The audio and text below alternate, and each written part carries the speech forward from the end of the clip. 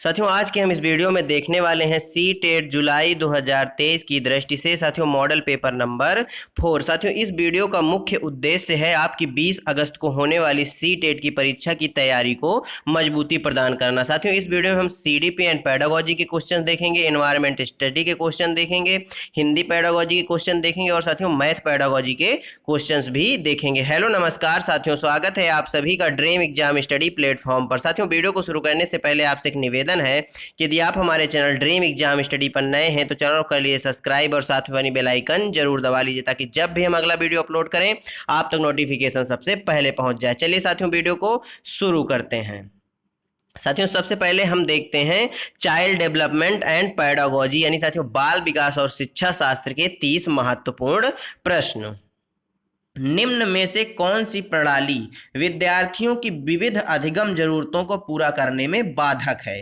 साथियों बाधक पूछा है यानी साथियों निगेटिव पूछा है, इस चीज को आप ध्यान दीजिएगा। सहयोगात्मक अधिगम, पृथक्करण व नामीकरण, उपयुक्त समावेशन या विभिन्न शिक्षा शास्त्रीय पद्धतियों के प्रयोग से बताइए। साथियों साथियों क्या पूछा है? बाधक कौन सा? साथियों जब सहयोगात्मक अधिगम किया जाता है तो यह बाधक नहीं है बल्कि क्या है? सहायक है। लेकिन साथियों जब पृथक्करण व नामीकरण का प्रयोग किया जाता है यानी बच्चों का वर्गीकरण किया जाता है और जहां साथियों वर्गीकरण की बात आती है वह एक निगेटिव पॉइंट होता है और वह एक बाधक होता है अधिगम की जरूरतों को पूरा करने के लिए। इस क्वेश्चन का अर्थात साथियों क्या हो जाएगा? सही आंसर ऑप्शन बी हो जाएगा। साथियों यदि उपयुक्त समावेशन हो जाएगा बच्चे का तो बच्चा अच्छे से सीख सकेगा और उसका अधिगम अच्छा हो सकेगा। और विभिन्न प्रकार के शिक्षा शास्त्रीय पद्धतियों का प्रयोग भी उचित है। यह साथियों विभिन्न प्रकार की शिक्षा सामग्री जो पद्धतियां हैं इनके प्रयोग से प्रत्येक बच्चा जिसको जिस चीज की जरूरत होती है वह उस चीज को उस प्रकार से समझ सकता है विभिन्न शिक्षा पद्धतियों के प्रयोग से। ऑप्शन बी क्या हो जाएगा इस क्वेश्चन का? राइट आंसर हो जाएगा। क्वेश्चन नंबर 2 देखते हैं। मूल्यांकन किस उद्देश्य से नहीं किया जाना चाहिए? बच्चों की तैयारी के स्तर के पता लगाने से, बच्चों की अवधारणात्मक समझ में कमियों की पहचान करने में, बच्चों में प्रतिस्पर्धा की भावना पैदा करने में, यह समझने में मदद करने के लिए बच्चा क्या कर सकता है? बताइए साथियों मूल्यांकन किस उद्देश्य से नहीं किया जाना चाहिए? बच्चों की तैयारी के स्तर का पता लगाने के लिए, इस उद्देश्य तो बिल्कुल किया जाना चाहिए। बच्चों की अवधारणात्मक समझ और उनकी कमियों की पहचान करने के लिए मूल्यांकन किया जाना चाहिए, सही बात है। बच्चों में साथियों प्रतिस्पर्धा की भावना पैदा करने के लिए नहीं किया जाना चाहिए मूल्यांकन, यानी ऑप्शन सी क्या होगा इस क्वेश्चन का? राइट आंसर हो जाएगा। यह समझने में मदद करने के लिए कि बच्चा क्या कर रहा है, यह भी बिल्कुल पॉजिटिव पॉइंट है। परंतु साथियों प्रतिस्पर्धा की भावना यदि पैदा हो रही है तो यह एक निगेटिव पॉइंट है। ऑप्शन सी राइट आंसर हो जाएगा। क्वेश्चन नंबर 3 देखते हैं। लॉरेंस कोहलवर्ग के अनुसार नैतिक विकास एक असतत प्रक्रिया है जो 6 चरणों में होता है। बच्चों में सामाजिक और सांस्कृतिक संदर्भों पर निर्भर करता है। बच्चों के बुद्धि लब्धि यानी आईक्यू से परस्पर संबंधित है। पूरी तरह से आनुवांशिक कारकों पर निर्भर करता है। बताइए साथियों जो लॉरेंस कोहलवर्ग महोदय ने, आप सभी जानते हैं, नैतिक विकास का सिद्धांत दिया और इन्होंने नैतिक विकास के साथियों 3 अवस्थाएं बताई हैं और 3 अवस्थाओं के 6 चरण बताए हैं। उनके संबंध में कौन सा कथन इसमें से बताइए सही है? लॉरेंस कोहलवर्ग के अनुसार नैतिक विकास के बारे में कौन सा कथन सही है? साथियों एक असतत प्रक्रिया है जो 6 चरणों में क्या होती है? संपन्न होती है। यह बात बिल्कुल सही है। ऑप्शन ए क्या हो जाएगा? राइट आंसर हो जाएगा। साथियों यह जो दिसंबर 2022 में सीटेट का पेपर हुआ है उस पेपर के यह क्वेश्चन हैं आज की क्लास में। साथियों क्वेश्चन नंबर 4 देखते हैं। समावेशन की संस्कृति को किससे बढ़ावा मिलता है? विभेदित निर्देश से, मानकीकृत मूल्यांकन से, पृथक्करण से या नामीकरण से? बताइए समावेशन की जो संस्कृति है इसको किससे बढ़ावा मिलता है? साथियों यदि समावेशन की बात करें, समावेशन की जो संस्कृति है इसको साथियों किससे? विभेदित निर्देश से बढ़ावा मिलता है, ना कि मानकीकृत, पृथक्करण या नामीकरण से। तो ध्यान दीजिएगा यहाँ विभेदित निर्देश ही बिल्कुल सही आंसर होगा। ये आपको लग रहा होगा निगेटिव पॉइंट है परंतु साथियों यह निगेटिव पॉइंट नहीं है। यहाँ पर साथियों विभेदित निर्देश को आप इस तरह से समझिए कि जो साथियों क्लास होती है उसमें विभिन्न संस्कृति के बच्चे आते हैं, विभिन्न सामाजिक परिसर के बच्चे आते हैं, यानी उनको उनकी संस्कृति के अनुसार पर आप निर्देशित कर सकते हैं। इसलिए साथियों विभेदित शब्द का प्रयोग हुआ है। ऑप्शन ए क्या हो जाएगा? जाएगा, राइट आंसर हो जाएगा। आप सभी की संस्कृति का सम्मान करेंगे, ऐसा यहां पर कहा गया है। ऑप्शन ए इस क्वेश्चन का क्या हो गया साथियों, एकदम करेक्ट आंसर हो गया। क्वेश्चन नंबर 5 देखते हैं। अपनी कक्षा में एक दृष्टिबाधित विद्यार्थी की विशिष्ट जरूरतों को ध्यान में रखकर एक अध्यापिका को क्या शिक्षण शास्त्रीय समायोजन करने चाहिए। साथियों, अपनी कक्षा में एक दृष्टिबाधित विद्यार्थी की जरूरतों को ध्यान में रखकर एक अध्यापिका को क्या शिक्षा शास्त्रीय समायोजन करने चाहिए। दृश्यिक प्रस्तुतिकरण का प्रावधान, सख्त पाठ्यचर्या का पालन, स्पार्शिक संसाधनों का इस्तेमाल या मानकीकृत मूल्यांकन। बताइए साथियों, कोई साथियों दृष्टिबाधित विद्यार्थी है आपकी कक्षा में, तो आपको शिक्षा शास्त्रीय समायोजन के लिए क्या करना चाहिए। तो साथियों क्या करना चाहिए, स्पार्शिक संसाधनों का इस्तेमाल करना चाहिए, यानी वह बालक जो है स्पर्श करके चीजों को क्या करे, सीख सके। दृश्यिक प्रस्तुतिकरण का प्रावधान आपको नहीं करना चाहिए, सख्त पाठ्यचर्या तो बिल्कुल नहीं लेनी चाहिए, मानकीकृत मूल्यांकन भी नहीं करना चाहिए। ऑप्शन सी क्या होगा, करेक्ट आंसर हो जाएगा। क्वेश्चन नंबर 6 साथियों मीरा मिडिल स्कूल में पढ़ती है। साथियों एक छात्रा है मीरा, वह मिडिल स्कूल में पढ़ती है और अक्षरों को लेकर भ्रमित रहती है, जैसे माँ को साथियों ना पढ़ना। यह किसका विशिष्ट लक्षण हो सकता है साथियों, स्वलीनता का, पठन वैकल्य का, या अधिगम असहायपन का, या लेखन वैकल्य का। बताइए साथियों, मीरा एक विद्यार्थी है, वह अक्षरों को लेकर साथियों भ्रमित रहती है, वह माँ को क्या करती है, ना पढ़ती है, तो यह किस प्रकार का लक्षण हो सकता है। तो साथियों यह पठन वैकल्य है। क्या है साथियों, पठन वैकल्य है। ऑप्शन बी राइट आंसर हो जाएगा। क्वेश्चन नंबर 7 देखते हैं। प्रेम किसी समस्या को हल करने के लिए बहुत सारे अलग अलग तरीकों की समझ रखता है और चर्चा करते समय हमेशा नए विचारों को पेश करता है। यह निम्नलिखित में से किसकी विशेषता है। साथियों एक विद्यार्थी है प्रेम, वह क्या करता है, अलग अलग तरीकों की समझ रखता है और चर्चा करते समय हमेशा नए विचार क्या करता है, पेश करता है। निम्नलिखित में से किसकी विशेषता है साथियों, यह रचनात्मकता की, अधिगम असहायपन की, आत्म केंद्रीयता की, या केंद्रीयन की। बताइए साथियों, आत्म केंद्रीयता का मतलब होता है साथियों स्वयं पर लीन हो जाना, यानी अपने आप पर क्या होना, केंद्रित हो जाना। यानी साथियों वो जो प्रेम है विद्यार्थी है, वह रचनात्मकता की विशेषता को प्रदर्शित करता है, रचनात्मकता या यूं कहें सृजनात्मकता की विशेषता को प्रदर्शित करता है। ऑप्शन ए क्या हो जाएगा, राइट आंसर हो जाएगा। क्वेश्चन नंबर 8 देखते हैं। शिक्षकों को बच्चों की असफलता को किस प्रकार देखना चाहिए। बच्चों के लिए शर्मनाक और अपमानजनक, शिक्षक के लिए शर्मनाक और अपमानजनक, छात्र और उनके माता पिता की क्षमताओं का प्रतिबिंब, स्कूल प्रणाली को अनुकूल वातावरण न प्रदान कर पाने का प्रतिबिंब। बताइए साथियों, यदि कोई बच्चा आपकी कक्षा का है वह असफल हो जाता है तो उसको आप किस प्रकार देखेंगे। क्या उसको आप बच्चे के लिए शर्मनाक देखेंगे या अपने लिए शर्मनाक देखेंगे, या फिर छात्र और उनके माता पिता की क्षमताओं का प्रतिबिंब के रूप में देखेंगे, या साथियों स्कूल की प्रणाली के अनुकूल वातावरण ना प्रदान कर पाने के प्रतिबिंब के रूप में देखेंगे। बताइए साथियों आप क्या देखेंगे, स्कूल प्रणाली को अनुकूल वातावरण ना प्रदान करने के कर पाने के प्रतिबिंब के रूप में देखेंगे। ऑप्शन डी क्या हो जाएगा, राइट आंसर हो जाएगा। क्वेश्चन नंबर 9 देखते हैं। सक्रिय जुड़ाव को निम्न में से किसके द्वारा बढ़ावा नहीं दिया जाता। प्रश्न पूछने के द्वारा, रटकर स्मरण, खोज विधि, या संवाद। बताइए साथियों, सक्रिय जुड़ाव को निम्न में से किसके द्वारा बढ़ावा नहीं दिया जाता। साथियों प्रश्न पूछने के द्वारा बढ़ावा दिया जाता है, परंतु साथियों जो रट कर है या स्मरण याद करना, यह साथियों एक निगेटिव पॉइंट है, अर्थात यही क्या हो जाएगा, इस क्वेश्चन का राइट आंसर हो जाएगा। खोज विधि पॉजिटिव है, संवाद भी पॉजिटिव है, परंतु निगेटिव क्या है, रट कर या स्मरण करना। Option B right answer. Question number 10। यदि कोई बच्चा स्कूल में अच्छा प्रदर्शन करने में असमर्थ है तो शिक्षकों को चाहिए वे शैक्षणिक रणनीतियों और स्कूल के माहौल पर चिंतन करें, बच्चे को सजा दे और अब बच्चे के माता पिता से कहें कि बच्चे को घर पर ट्यूशन लगाना सुनिश्चित करें। बच्चे को कम योग्यता वाले बच्चों के लिए बने एक अलग संकाय में क्या करना, स्थानांतरित कर दिया जाए। बच्चे की सामाजिक पृष्ठभूमि का पता लगाएं, क्योंकि कुछ समुदायों के बच्चे सीखने में सक्षम नहीं होते। बताइए साथियों, एक कोई बच्चा स्कूल में अच्छा प्रदर्शन करने में असमर्थ है तो एक शिक्षक के रूप में क्या करना चाहिए।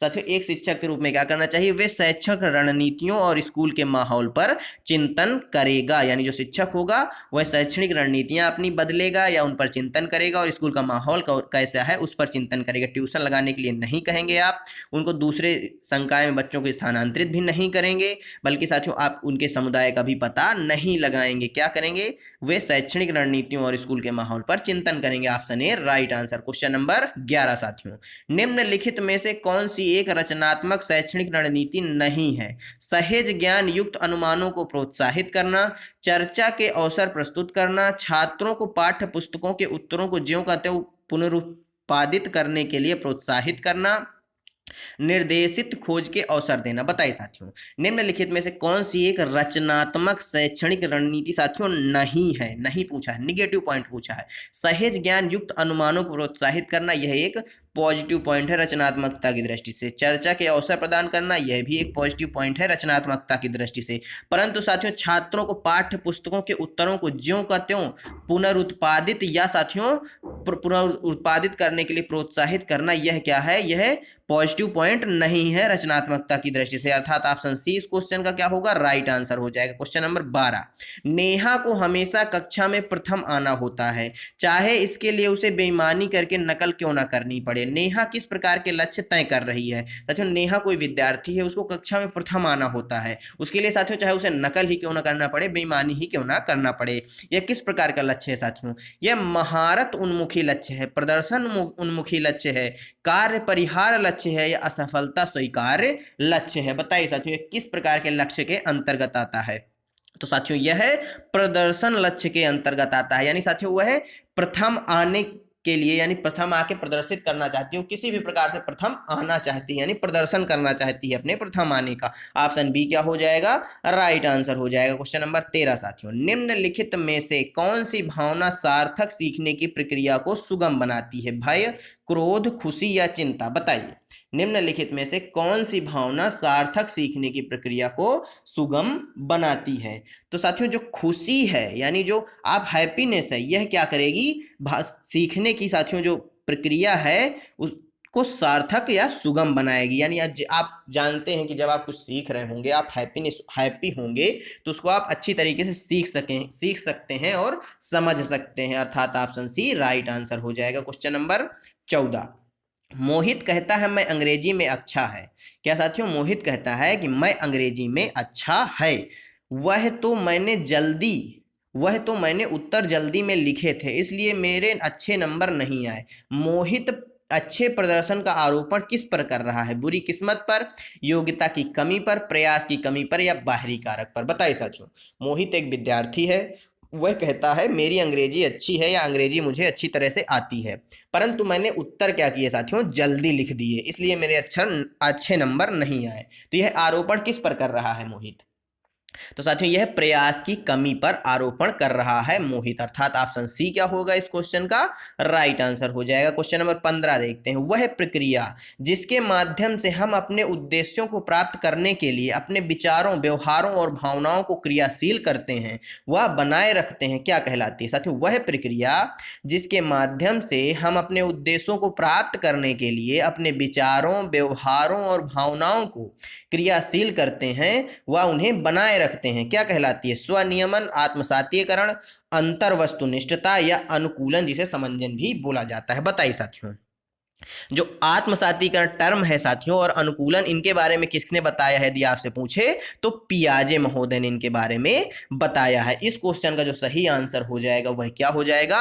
स्वनियमन हो जाएगा, जिसके माध्यम साथियों उद्देश्यों की प्राप्ति करने के लिए साथियों अपने विचारों यानी स्वयं के विचारों, व्यवहारों और भावनाओं को क्या किया जाता है? क्रियाशील किया जाता है। साथियों जैसे आपका कोई लक्ष्य है, कोई उद्देश्य है, आप उसे प्राप्त करने के लिए अपने ही विचारों, भावनाओं और व्यवहारों को क्या करते हैं? क्रियाशील करते हैं, यानी उस कार्य को करने के लिए जिससे आपको सफलता मिलेगी, आपके उद्देश्य प्राप्त होंगे, अपनी भावनाओं को क्रियाशील करते हैं और साथियों बनाए रखते हैं लक्ष्य को प्राप्त करने के लिए। तो यह स्वनियमन कहलाता है। ऑप्शन ए क्या हो जाएगा इस क्वेश्चन का?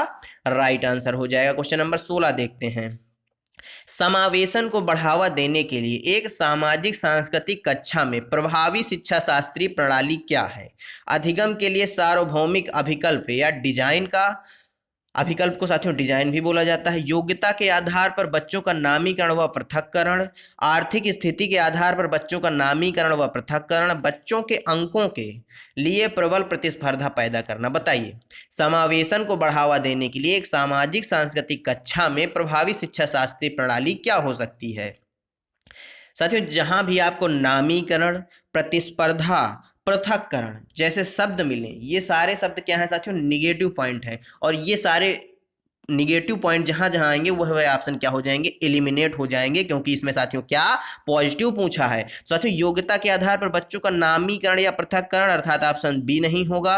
आर्थिक स्थिति के आधार पर बच्चों का नामीकरण व पृथक्करण, ऑप्शन सी भी नहीं होगा। बच्चों में अंकों के लिए प्रतिस्पर्धा, यह भी एक निगेटिव पॉइंट है। परंतु साथियों, अधिगम के लिए सार्वभौमिक अभिकल्प या डिजाइन का यह क्या है? एक पॉजिटिव पॉइंट है। ऑप्शन ए क्या हो जाएगा? राइट आंसर हो जाएगा। क्वेश्चन नंबर 17 देखते हैं।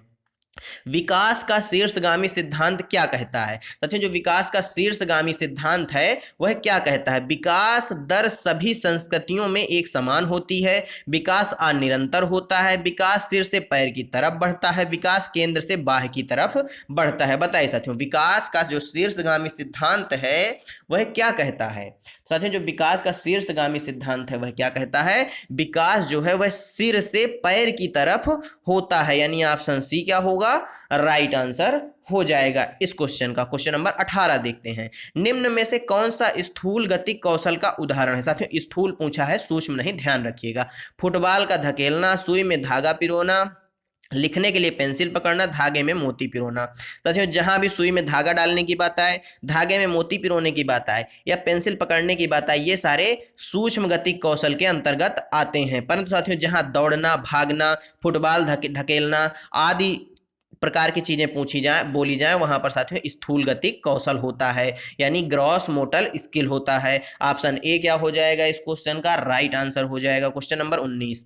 जीन पियाजे के संज्ञानात्मक सिद्धांत के अनुसार किस चरण पर बच्चे जटिल समस्याओं के समाधान में तर्क का इस्तेमाल करने में सक्षम होते हैं? संवेदी गामक, पूर्व संक्रियात्मक, मूर्त संक्रियात्मक, औपचारिक संक्रियात्मक। बताइए, जीन पियाजे ने संज्ञानात्मक विकास का सिद्धांत दिया है। इन्होंने अपने विकास की 4 चरण या अवस्थाएं बताई हैं। उसी के संबंध में क्वेश्चन है कि किस चरण में बच्चे जटिल समस्याओं के समाधान में तर्क का इस्तेमाल करने में क्या होते हैं? सक्षम हो जाते हैं, सक्षम हो जाते हैं। 19वें नंबर का क्या हो जाएगा? औपचारिक संक्रियात्मक अवस्था। ऑप्शन डी हो जाएगा राइट आंसर, यानी सक्षम हो जाते हैं। और यदि यही पूछ लेता आपसे कि क्या पूछ लेता साथियों कि तर्क करना शुरू करते हैं, तो यदि शुरू करने की बात आती है तो साथियों मूर्त संक्रियात्मक अवस्था आंसर होता। परंतु यहां पर क्या है?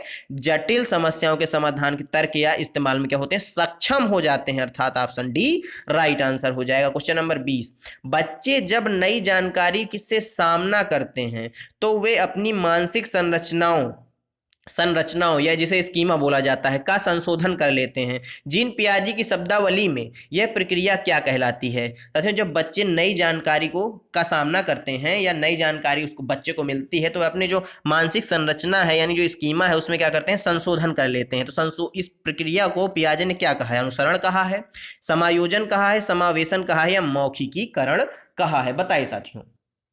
तो पियाजे ने साथियों इसको समायोजन कहा है। ऑप्शन बी क्या होगा इस क्वेश्चन का? राइट आंसर हो जाएगा। नेक्स्ट क्वेश्चन साथियों, निम्न में से किस संप्रत्यय की व्याख्या लेओ वाइगोत्स्की ने नहीं की? सामाजिक अनुबंध अभिविन्यास, समीपस्थ विकास के क्षेत्र, निज वाक्य या पाड़? बताइए साथियों, निम्न में से किस संप्रत्यय की व्याख्या लेओ वाइगोत्स्की महोदय ने नहीं की? तो साथियों वाइगोत्स्की महोदय ने सामाजिक अनुबंधन अभिविन्यास की बात नहीं की है। सामाजिक अनुबंधन अभिविन्यास की बात किसने की है साथियों? ये आप हमें कमेंट बॉक्स में बताएंगे। साथियों, लेओ वाइगोत्स्की ने समीपस्थ विकास के क्षेत्र के बारे में बताया जिसे जेडपीडी बोला जाता है। निज वाक्य यानी व्यक्तिगत भाषा या व्यक्तिगत बातचीत के बारे में बताया है और पाड़ के बारे में भी बताया है, यानी ऑप्शन ए क्या होगा इस क्वेश्चन का? राइट आंसर हो जाएगा। क्वेश्चन नंबर 22 देखते हैं। लेओ वाइगोत्स्की के अनुसार डॉट डॉट हमारी संज्ञानात्मक संरचनाओं और चिंतन प्रक्रिया के निर्माण में महत्वपूर्ण भूमिका निभाते हैं। स्कीमा, सामाजिक संपर्कता, आनुवांशिक प्रवृत्तियां, अनैच्छिक क्रियाएं। बताइए साथियों, लेओ साथियों मिस टाइपिंग है, वाइगोत्स्की है, वाइगोल्की नहीं। लेओ वाइगोत्स्की के अनुसार डॉट डॉट हमारी संज्ञानात्मक संरचना और चिंतन प्रक्रिया के निर्माण में महत्वपूर्ण भूमिका कौन निभाता है साथियों? सामाजिक संपर्कता। लेओ वाइगोत्स्की का सिद्धांत कौन सा है? सामाजिक एवं सांस्कृतिक विकास का सिद्धांत। ऑप्शन बी राइट आंसर हो जाएगा। क्वेश्चन नंबर 23 साथियों, लॉरेंस कोहलवर्ग के अनुसार नैतिक विकास के स्तरों का सही क्रम क्या है? पूर्व पारंपरिक, पारंपरिक, उत्तर पारंपरिक, पारंपरिक, गैर पारंपरिक, उत्तर पारंपरिक, उत्तर पारंपरिक, पारंपरिक या पूर्व पारंपरिक, पारंपरिक, पूर्व पारंपरिक या उत्तर पारंपरिक। बताइए साथियों, लॉरेंस कोहलवर्ग के अनुसार नैतिक विकास के स्तरों का जो सही क्रम है वह क्या है? तो साथियों इनके विकास का जो नैतिक विकास का सही क्रम है वह क्या है? पूर्व पारंपरिक, पारंपरिक और उत्तर पारंपरिक। ऑप्शन ए राइट आंसर हो जाएगा। क्वेश्चन नंबर 24 साथियों, प्रगतिशील शिक्षा सुझाती है कि डॉट डॉट शैक्षिक नियोजन का केंद्र होना चाहिए? परीक्षाएं, अध्यापक, माता पिता या विद्यार्थी? बताइए। प्रगतिशील शिक्षा सुझाती है कि शैक्षिक नियोजन का जो केंद्र है वह क्या होना चाहिए?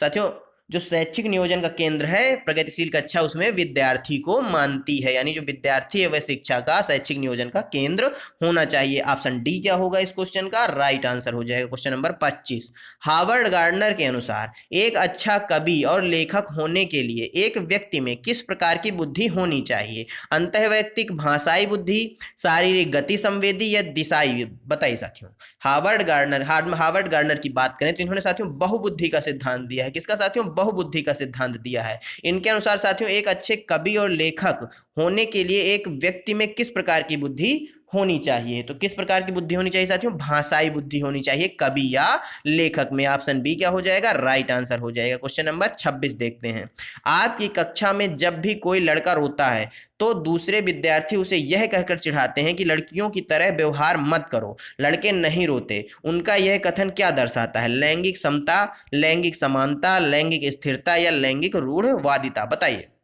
आपकी कक्षा में साथियों जब कोई लड़का रोता है तो दूसरे विद्यार्थी उसे यह कहकर चिढ़ाते हैं कि लड़कियों की तरह व्यवहार मत करो, लड़के नहीं रोते। उनका यह कथन क्या दर्शाता है साथियों? उनका यह कथन लैंगिक रूढ़वादिता दर्शाता है। ऑप्शन डी राइट आंसर हो जाएगा। क्वेश्चन नंबर 27, विद्यार्थियों की अधिगम शैली चयन में व्यक्तिगत विभिन्नताओं को किस नजरिए से देखना चाहिए? अध्यापन अधिगम प्रक्रिया में बाधा के रूप में, विकास प्रक्रिया के एक प्राकृतिक और स्वाभाविक रूप में, एक प्रकार के असामान्य व्यवहार के रूप में, अभिसारी चिंतन के नतीजे के रूप में? बताइए साथियों, विद्यार्थियों की अधिगम शैली चयन में व्यक्तिगत विभिन्नताओं को किस नजरिए से देखना चाहिए? तो साथियों किस नजरिए से देखना चाहिए? विकास प्रक्रिया के एक प्राकृतिक और स्वाभाविक रूप में देखना चाहिए। ऑप्शन बी राइट आंसर हो जाएगा। क्वेश्चन नंबर 28, अधिगम हेतु मूल्यांकन के संदर्भ में निम्न में से कौन सा कथन सही नहीं है? मूल्यांकन व्यापक होना चाहिए, मूल्यांकन सतत होना चाहिए, मूल्यांकन मानकीकृत परीक्षणों द्वारा करना चाहिए, विद्यार्थियों द्वारा स्वमूल्यांकन अधिगम हेतु मूल्यांकन का हिस्सा होना चाहिए? बताइए। अधिगम हेतु मूल्यांकन के संदर्भ में निम्न में से कौन सा कथन सही नहीं है? तो कौन सा कथन सही नहीं है साथियों? मूल्यांकन मानकीकृत परीक्षणों द्वारा किया जाना चाहिए, यह सही नहीं है। ऑप्शन सी राइट आंसर हो जाएगा। क्वेश्चन नंबर 29, शिक्षक द्वारा पूछे गए निम्नलिखित में से कौन सा प्रश्न बच्चों में रचनात्मक और समस्या समाधान के दृष्टिकोण को बढ़ावा देता है? बताइए। शिक्षक द्वारा पूछे गए प्रश्न निम्नलिखित में से कौन सा प्रश्न बच्चों में रचनात्मकता और समस्या समाधान के दृष्टिकोण को बढ़ावा देता है? यानी साथियों शिक्षक प्रश्न पूछता है, जो प्रश्न कुछ नीचे दिए गए हैं इनमें से कौन सा प्रश्न है जो बच्चे में सृजनात्मकता या रचनात्मकता और समस्या समाधान के दृष्टिकोण को क्या करेगा? बढ़ावा देगा। आपका नाम क्या है? आप अपने शहर में प्रदूषण कैसे कम कर सकते हो? आप कहाँ रहते हो? भारत को आजादी कब मिली? बताइए। तो साथियों जो आपका नाम है ये एक फैक्चुअल क्वेश्चन है, आप कहाँ रहते हैं ये भी एक फिक्स क्वेश्चन है कि, और आज़ादी कब मिली यह भी फिक्स क्वेश्चन है। परंतु साथियों जो आप अपने शहर में प्रदूषण कैसे कम करेंगे यह एक सृजनात्मक क्वेश्चन है। इससे बालक के अंदर समस्या समाधान का जो दृष्टिकोण है वह विकसित होगा और सृजनात्मकता भी विकसित होगी। ऑप्शन बी राइट आंसर हो जाएगा। क्वेश्चन नंबर 30 साथियों, हाशिए पर स्थित समूहों से आने वाले विद्यार्थियों के सामाजिक सांस्कृतिक ज्ञान के प्रति किस तरह का दृष्टिकोण होना चाहिए? साथियों हाशिए पर स्थित जो समूह है उनसे आने वाले विद्यार्थियों के सामाजिक सांस्कृतिक ज्ञान के प्रति किस तरह का दृष्टिकोण होना चाहिए? उसे अध्यापन अधिगम प्रक्रिया में अर्थहीन मानना चाहिए, उसे मान देना चाहिए, और क्या साथियों, उसे, यहाँ पर मिस टाइपिंग है, अध्यापन अधिगम प्रक्रिया में शामिल करना चाहिए, उसे नकार देना चाहिए और अध्यापन अधिगम प्रक्रिया में शामिल करने से बचना चाहिए, उसे दूसरे समूहों के विद्यार्थियों द्वारा ग्रहण सामाजिक सांस्कृतिक ज्ञान से कमतर समझना चाहिए। बताइए साथियों क्या हो जाएगा इस क्वेश्चन का सही आंसर। साथियों इस क्वेश्चन का सही आंसर क्या हो जाएगा, उसे बालक को जो है सम्मान देना चाहिए, यहाँ पर सम्मान है, मान नहीं, सम्मान देना चाहिए और अध्यापन अधिगम प्रक्रिया में शामिल करना चाहिए, अर्थात ऑप्शन बी क्या हो जाएगा, राइट आंसर हो जाएगा। साथियों चाइल्ड डेवलपमेंट एंड पेडागोजी के क्वेश्चन समाप्त होते हैं। अब साथियों हम देखने वाले हैं पर्यावरण अध्ययन यानी साथियों एनवायरमेंट स्टडी के 30 महत्वपूर्ण क्वेश्चन। क्वेश्चन नंबर 31, ब्रेल लिपि में मोटे कागज पर उभरे हुए बिंदु बने होते हैं, यह लिपि आधारित होती है 6 बिंदुओं पर। साथियों इंपॉर्टेंट क्वेश्चन है, 8 बिंदुओं पर, 10 बिंदुओं पर या 4 बिंदुओं पर। बताइए, ब्रेल लिपि के बारे में आपने सुना होगा, पढ़ा होगा। ये साथियों मोटे कागज पर उभरे हुए बिंदु पर बने होते हैं। साथियों इस लिपि में कितने बिंदु होते हैं, कितने बिंदुओं पर यह लिपि आधारित होती है? साथियों यह 6 बिंदुओं पर आधारित होती है। ऑप्शन ए इस क्वेश्चन का राइट आंसर हो जाएगा। क्वेश्चन नंबर 32, बिहार राज्य के लोगों के लिए मधुमक्खी पालन शुरू करने की सबसे अच्छी अवधि कौन सी होती है? अप्रैल से जून, जुलाई से सितंबर, अक्टूबर से दिसंबर या जनवरी से मार्च? बताइए साथियों, बिहार राज्य के लोग मधुमक्खी का पालन किस अवधि में करते हैं? तो साथियों यह अक्टूबर से दिसंबर के बीच करते हैं। ऑप्शन सी राइट आंसर हो जाएगा। क्वेश्चन नंबर 33, कोई पक्षी पेड़ की ऊंची डाल पर अपना घोंसला बनाता है, यह पक्षी हो सकता है शकरखोरा, कलचिड़ी, कौवा या फाख्ता? बताइए ऊंची डाल पर घोंसला कौन सा पक्षी बनाता है? साथियों कौन सा पक्षी बनाता है? कौवा बनाता है, यानी ऑप्शन सी इस क्वेश्चन का क्या हो जाएगा, राइट आंसर हो जाएगा। साथियों कौवा घोंसला बनाता है और कोयल इस घोंसले पर अपने अंडे रखती है। ऑप्शन सी इस क्वेश्चन का राइट आंसर हो जाएगा। क्वेश्चन नंबर 34, माउंट एवरेस्ट एक भाग है म्यांमार का, भारत का, तिब्बत का या नेपाल का? बताइए माउंट एवरेस्ट किसका भाग है? इंपॉर्टेंट क्वेश्चन है साथियों। तो साथियों जो माउंट एवरेस्ट है यह नेपाल का भाग है। किसका साथियों? नेपाल का भाग है। ऑप्शन डी राइट आंसर हो गया। क्वेश्चन नंबर 35, पंखुड़ियों के अंदर फूल के बीच में कुछ पतली पाउडर जैसी रचनाएं दिखाई देती हैं, जिन्हें कहते हैं वर्तिकाग्र, परागकोश, पराग या मूलांकुर? बताइए पंखुड़ियों के अंदर फूल के बीच में कुछ पतली पाउडर जैसी रचनाएं दिखाई देती हैं, जिन्हें क्या कहते हैं?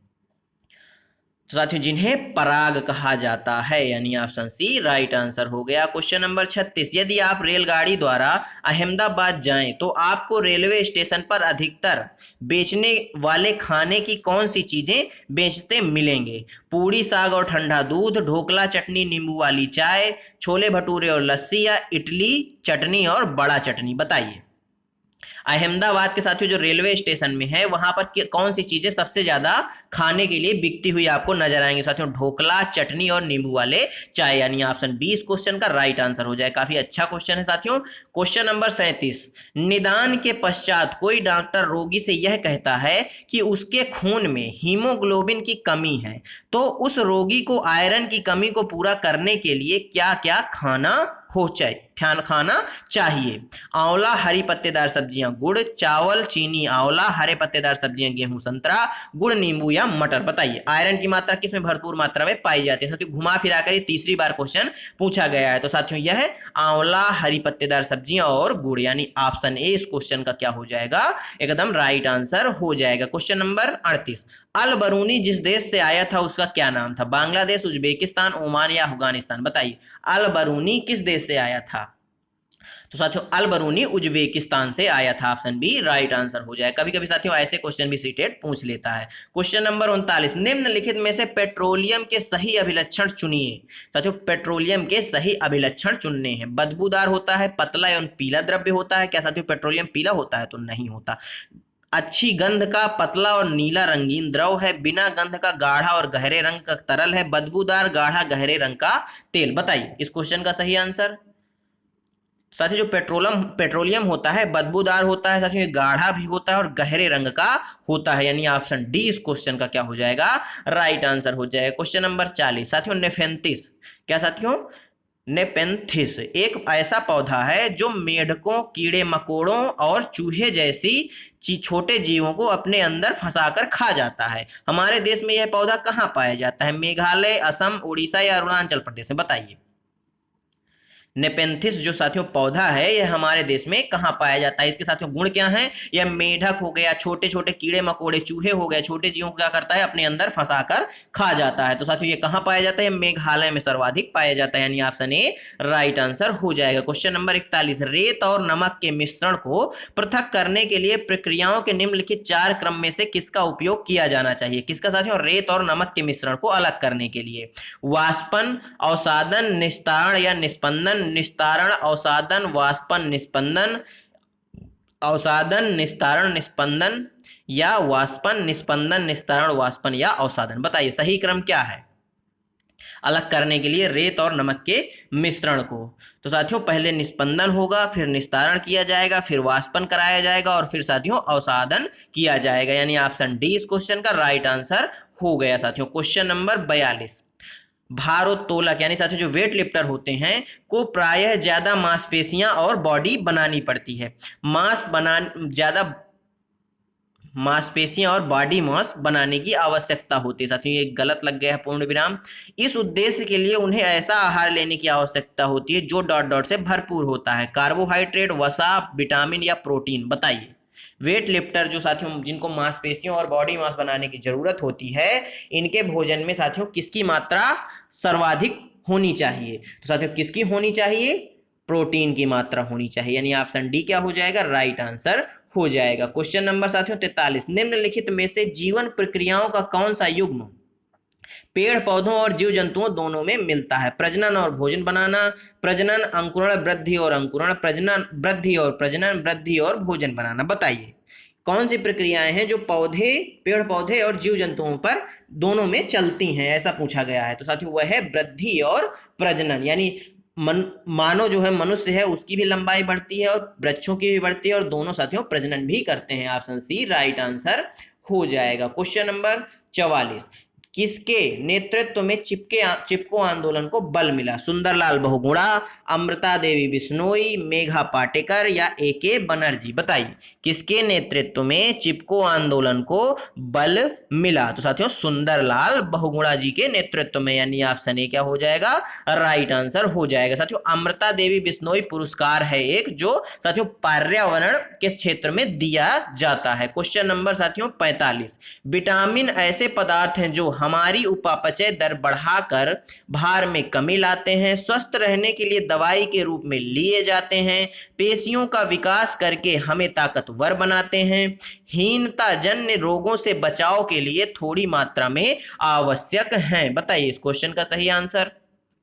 तो साथियों हीनता जन्य रोगों से बचाव के लिए थोड़ी मात्रा में विटामिन आवश्यक है, यानी ऑप्शन डी क्या हो जाएगा इस क्वेश्चन का? एकदम राइट आंसर हो जाएगा। क्वेश्चन नंबर 46, एक पुरुष जिसका रक्त ओ है और एक ए रक्त समूह वाली स्त्री से शादी करता है। क्या साथियों? पुरुष का रक्त समूह ओ है और महिला का रक्त समूह ए है। तो साथियों ये दोनों शादी करते हैं तो उसके पहले बच्चे के रक्त समूह ओ होने की कितनी संभावना है? 75%, 50%, 100% या 25%? बताइए कितनी संभावना है? तो साथियों 50% संभावना है, यानी ऑप्शन बी क्या हो जाएगा? राइट आंसर हो जाएगा। क्वेश्चन नंबर 47, टूटता तारा जिसको उल्का कहा जाता है एक समान गति से चलने वाला तारा, एक चमकता पिंड जो वायुमंडल में एक समान गति से चलता है, एक तारा जिसके एक सिरे पर पूंछ होती है, उल्का जो पृथ्वी के वायुमंडल में प्रवेश करते ही आग पकड़ लेता है। बताइए तो साथियों उल्का जो पृथ्वी के वायुमंडल में प्रवेश करते ही आग पकड़ लेता है, यानी ऑप्शन डी इस क्वेश्चन का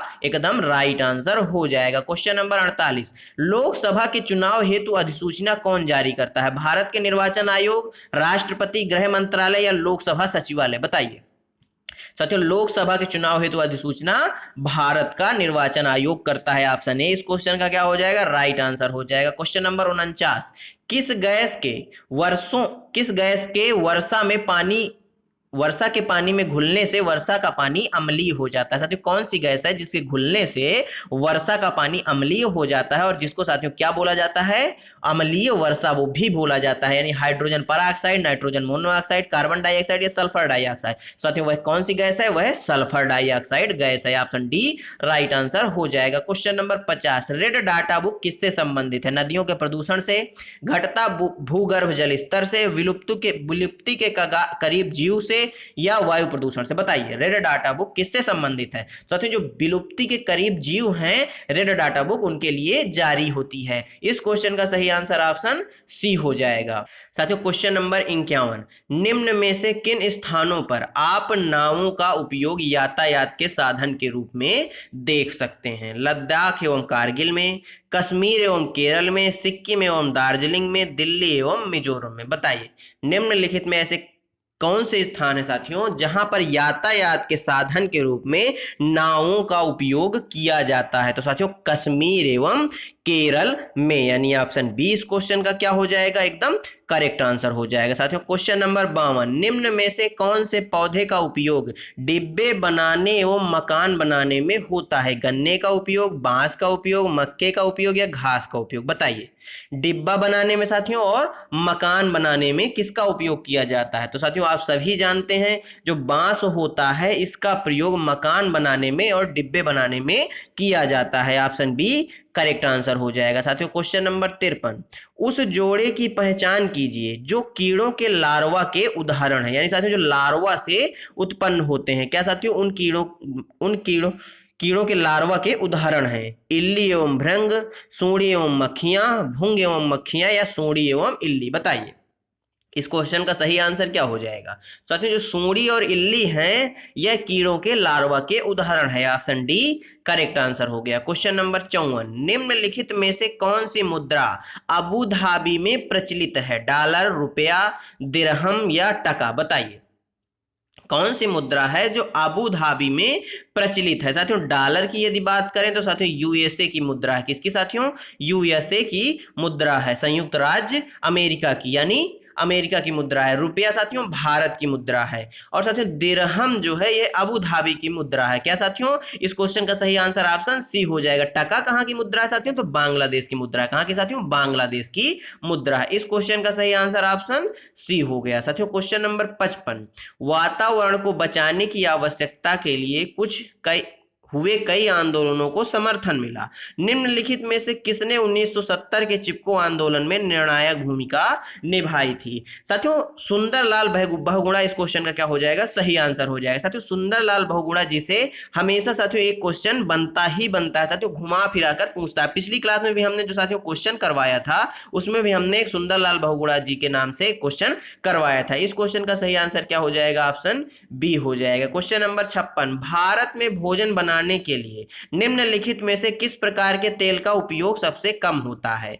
पाम का तेल, सरसों का तेल, नारियल का तेल या मूंगफली का तेल? बताइए, भारत में भोजन बनाने के लिए निम्नलिखित में से किस प्रकार के तेल का उपयोग सबसे कम किया जाता है? साथियों, पाम ऑयल का प्रयोग हमारे देश में सबसे कम किया जाता है भोजन बनाने के लिए, और सरसों के तेल का उपयोग, नारियल के तेल का और मूंगफली के तेल का उपयोग बराबर किया जाता है। ऑप्शन ए क्या हो जाएगा? इस क्वेश्चन का राइट आंसर हो जाएगा। क्वेश्चन नंबर 57, जीवों के संबंध में जीवों में साथियों संबंध, जबकि एक जीव को साहचर्य से लाभ होता है और दूसरे को हानि होती है, क्या कहलाता है? सहजीविता, सहोपकारिता, प्रतियोगिता या परिजीविता? बताइए, जीवों के संबंध में जबकि साथियों एक जीव को क्या होता है? साहचर्य के द्वारा लाभ प्रदान होता है और दूसरे को हानि प्रदान होती है। साथियों, यह क्या कहलाता है? साथियों, यह परिजीविता कहलाता है। क्या साथियों? परिजीविता कहलाता है। साथियों, सहजीविता का एक उदाहरण क्या है? लाइकेन। क्या है साथियों?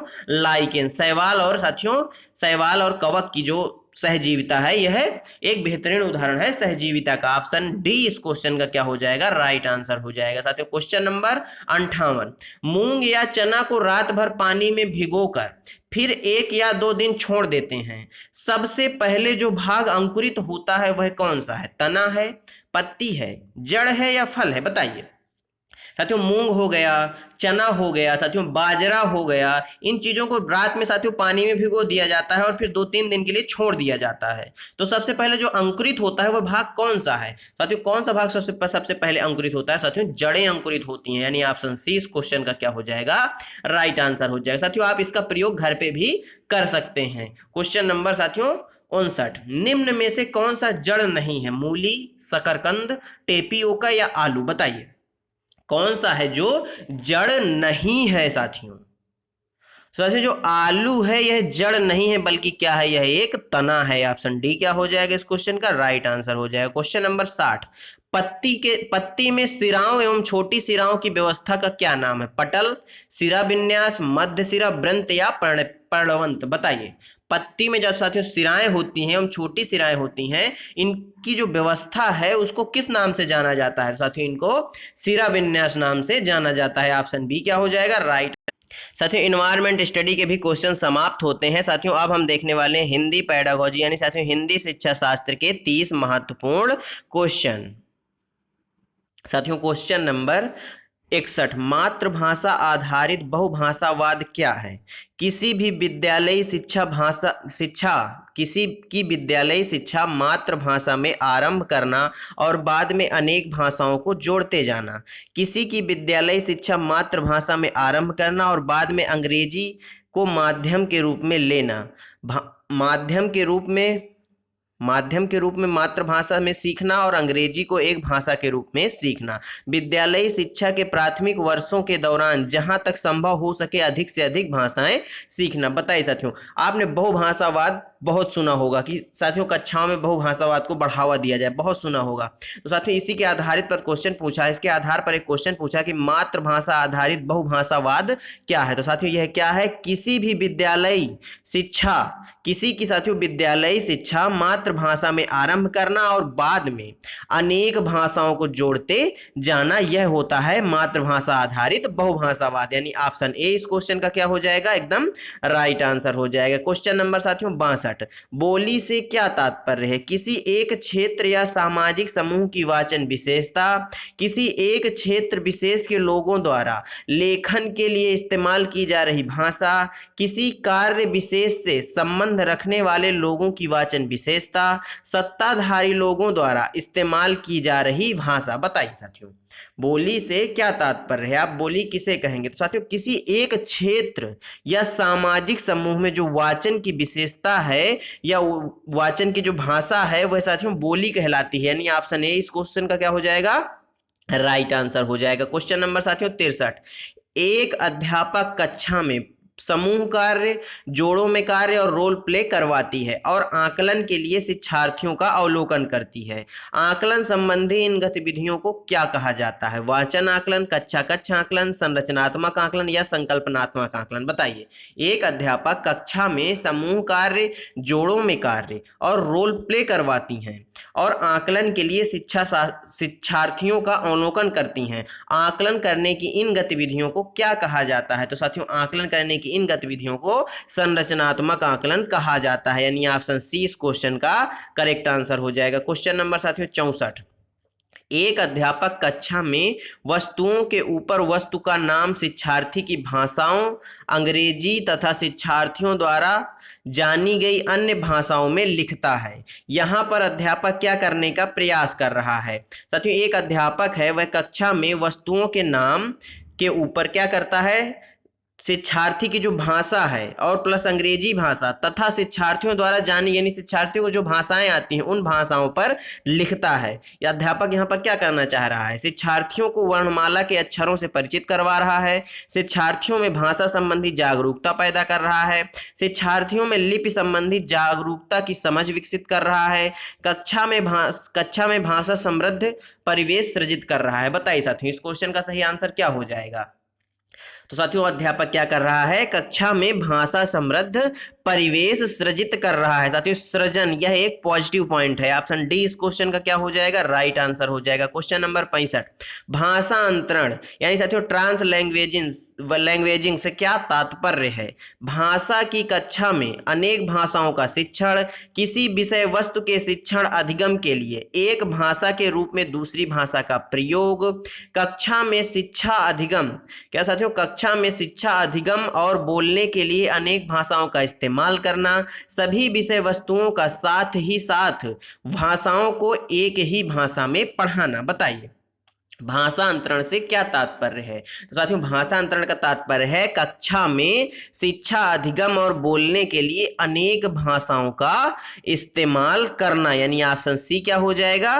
राइट आंसर हो जाएगा। क्वेश्चन नंबर 66, व्याकरण सीखने से क्या आशय है? व्याकरण के नियम लिखना, सर्वप्रथम नियम सीखना और बाद में उसका प्रयोग कर सकना, अर्थ के संदर्भ में प्रयोग करना सीखना, किसी भी भाषा के लिखित और बोले जाने वाले स्वरूप में गलतियां निकालना। बताइए साथियों व्याकरण सीखने से क्या तात्पर्य हो सकता है? साथियों व्याकरण सीखने का तात्पर्य है अर्थ के संदर्भ में प्रयोग करना सीखना। क्या साथियों? भाषा का अर्थ के संबंध में प्रयोग करना सीखना व्याकरण सीखने से आशय है, यानी ऑप्शन सी क्या हो जाएगा? राइट आंसर हो जाएगा। क्वेश्चन नंबर 67, त्रुटियों से क्या अभिप्राय है? त्रुटियां सीखने का संकेतक हैं, त्रुटियां भाषा अधिगम को बाधित करती हैं, त्रुटियों में उसी समय संशोधन कर देना चाहिए, त्रुटियों की पहचान कर उनको करने से बचना चाहिए।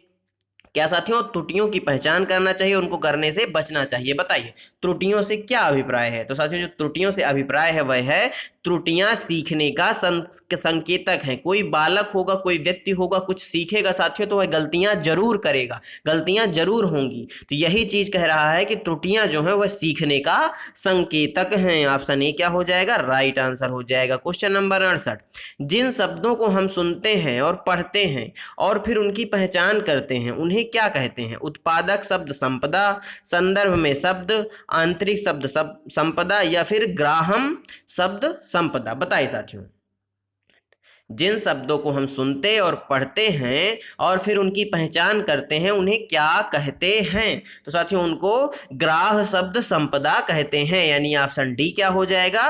राइट आंसर हो जाएगा। ग्राह का मतलब होता है साथियों ग्रहण करना, यानी ग्रहण करने वाली जो शब्द संपदा है उनकी हम पहचान करते हैं। ऑप्शन डी क्या हो जाएगा? राइट आंसर हो जाएगा। क्वेश्चन नंबर 69, प्राथमिक स्तर पर शिक्षा का माध्यम डॉट डॉट हिंदी में होना चाहिए, बच्चे की मातृभाषा में होना चाहिए, उर्दू में होना चाहिए, अंग्रेजी में होना चाहिए। बताइए साथियों साथियों प्राथमिक स्तर पर शिक्षा का माध्यम आप सभी जानते हैं बच्चों की मातृभाषा होना चाहिए, यानी ऑप्शन बी क्या हो जाएगा? राइट आंसर हो जाएगा। क्वेश्चन नंबर 70, कक्षा 3 की अध्यापिका अंकिता को पता चलता है, साथियों कक्षा 3 की एक अध्यापिका हैं अंकिता, उनको पता चलता है कि शिक्षार्थी नवीन जानकारियों को मौखिक रूप में लेने के बजाय लिखित रूप में लेना पसंद करते हैं। इन शिक्षार्थियों की अधिगम शैली कौन सी है? श्रव्य, दृश्य, गतिबोधक या सौंदर्य बोधक? बताइए कक्षा 3 की अध्यापिका अंकिता को पता चलता है कि शिक्षार्थी नवीन जानकारियों को मौखिक रूप में लेने के बजाय लिखित रूप में लेना पसंद करते हैं। इन शिक्षार्थियों की अधिगम शैली कौन सी है? बताइए। तो साथियों इन शिक्षार्थियों की अधिगम शैली है दृश्य अधिगम शैली, यानी ऑप्शन बी क्या हो जाएगा? राइट आंसर हो जाएगा। क्वेश्चन नंबर साथियों 71, एक अध्यापक ने कक्षा 4 में अपने शिक्षार्थियों को एक रोल प्ले द्वारा काम दिया। क्या साथियों? रोल प्ले द्वारा काम दिया, जिसमें उन्हें दी गई स्थितियों पर अपने विचारों का आदान प्रदान करना है। वह किस कौशल के संवर्धन पर काम कर रही हैं? साथियों एक अध्यापक या अध्यापिका हैं जो कक्षा 4 में पढ़ाती हैं, उन्होंने अपने कक्षा 4 में अपने शिक्षार्थियों को क्या दिया? एक रोल प्ले का काम दिया, जिसमें क्या करना है? शिक्षार्थियों को दी गई स्थिति पर अपने विचारों का आदान प्रदान करना है, यानी साथियों संप्रेषण करना है। वह किस कौशल के संवर्धन पर काम कर रही हैं? अभिनय के, लेखन के, वाचन के या पठन के? बताइए। तो साथियों संप्रेषण क्या होता है? संप्रेषण साथियों वाचन के अंतर्गत आता है। ऑप्शन सी क्या हो जाएगा इस क्वेश्चन का? राइट आंसर हो जाएगा। क्वेश्चन नंबर 72, शिक्षकों को कक्षा में पढ़ाते हुए शिक्षार्थियों की मातृभाषा का प्रयोग करना चाहिए, क्योंकि यदि उन्हें उनकी मातृभाषा में पढ़ाया जाएगा तो सभी बच्चे एक समान गति से सीखेंगे। यदि शिक्षार्थी मातृभाषा में सीखेंगे तो वे सभी प्रश्नों के उत्तर देंगे, शिक्षार्थी नई संकल्पनाओं की आसानी से समझ पाएंगे तथा कक्षा में स्वयं को अधिक स्वीकृत अनुभव करेंगे। कक्षा में कम से कम भटकाव होगा। बताइए शिक्षकों को कक्षा में पढ़ाते हुए शिक्षार्थियों की मातृभाषा का प्रयोग करना चाहिए, क्यों करना चाहिए ऐसा साथियों? तो क्योंकि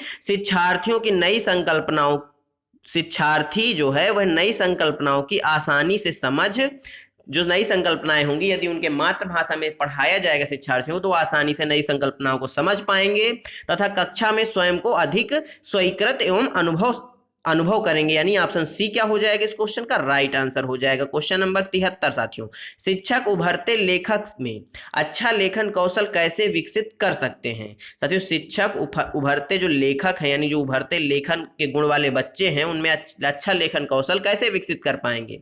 विषय पर स्पष्ट निर्देश देकर तथा शब्द सीमा तय करके, शिक्षार्थियों के किए गए अच्छे कार्य की प्रशंसा करके तथा उसे आगे और सुधार करने के लिए विशिष्ट टिप्पणी देकर, शिक्षार्थियों को अच्छी लिखाई में लिखने के लिए कहकर, केवल उनकी व्याकरणिक त्रुटियों पर विस्तृत प्रतिपुष्टि देकर। बताइए इस क्वेश्चन का सही आंसर क्या हो जाएगा। साथियों इस क्वेश्चन का सही आंसर हो जाएगा शिक्षार्थियों के किए गए अच्छे कार्य की प्रशंसा करके तथा उसे आगे और सुधार करने के लिए विशिष्ट टिप्पणी देकर, यानी ऑप्शन बी करेक्ट आंसर हो जाएगा। क्वेश्चन नंबर 74, शिक्षिका पाठ्य पुस्तक में एक लड़की के बारे में कहानी सुना रही हैं जो एक चिड़िया की देखभाल करती है और उसे दाना खिलाती है। अचानक से एक लड़का अली खड़े होकर शिक्षिका को बताता है कि किस तरह से उसने एक दिन पार्क में बाया पक्षी मिली। क्या साथियों, पड़ी नहीं मिली, पड़ी मिली, यानी एक चिड़िया साथियों पड़ी मिली। उसने उसकी बाया जो है, यानी बाया साथियों चिड़िया को कहा गया है, वह पड़ी मिली की रक्षा की कहानी के प्रति अली की प्रतिक्रिया को किस रूप में वर्णित किया जाएगा।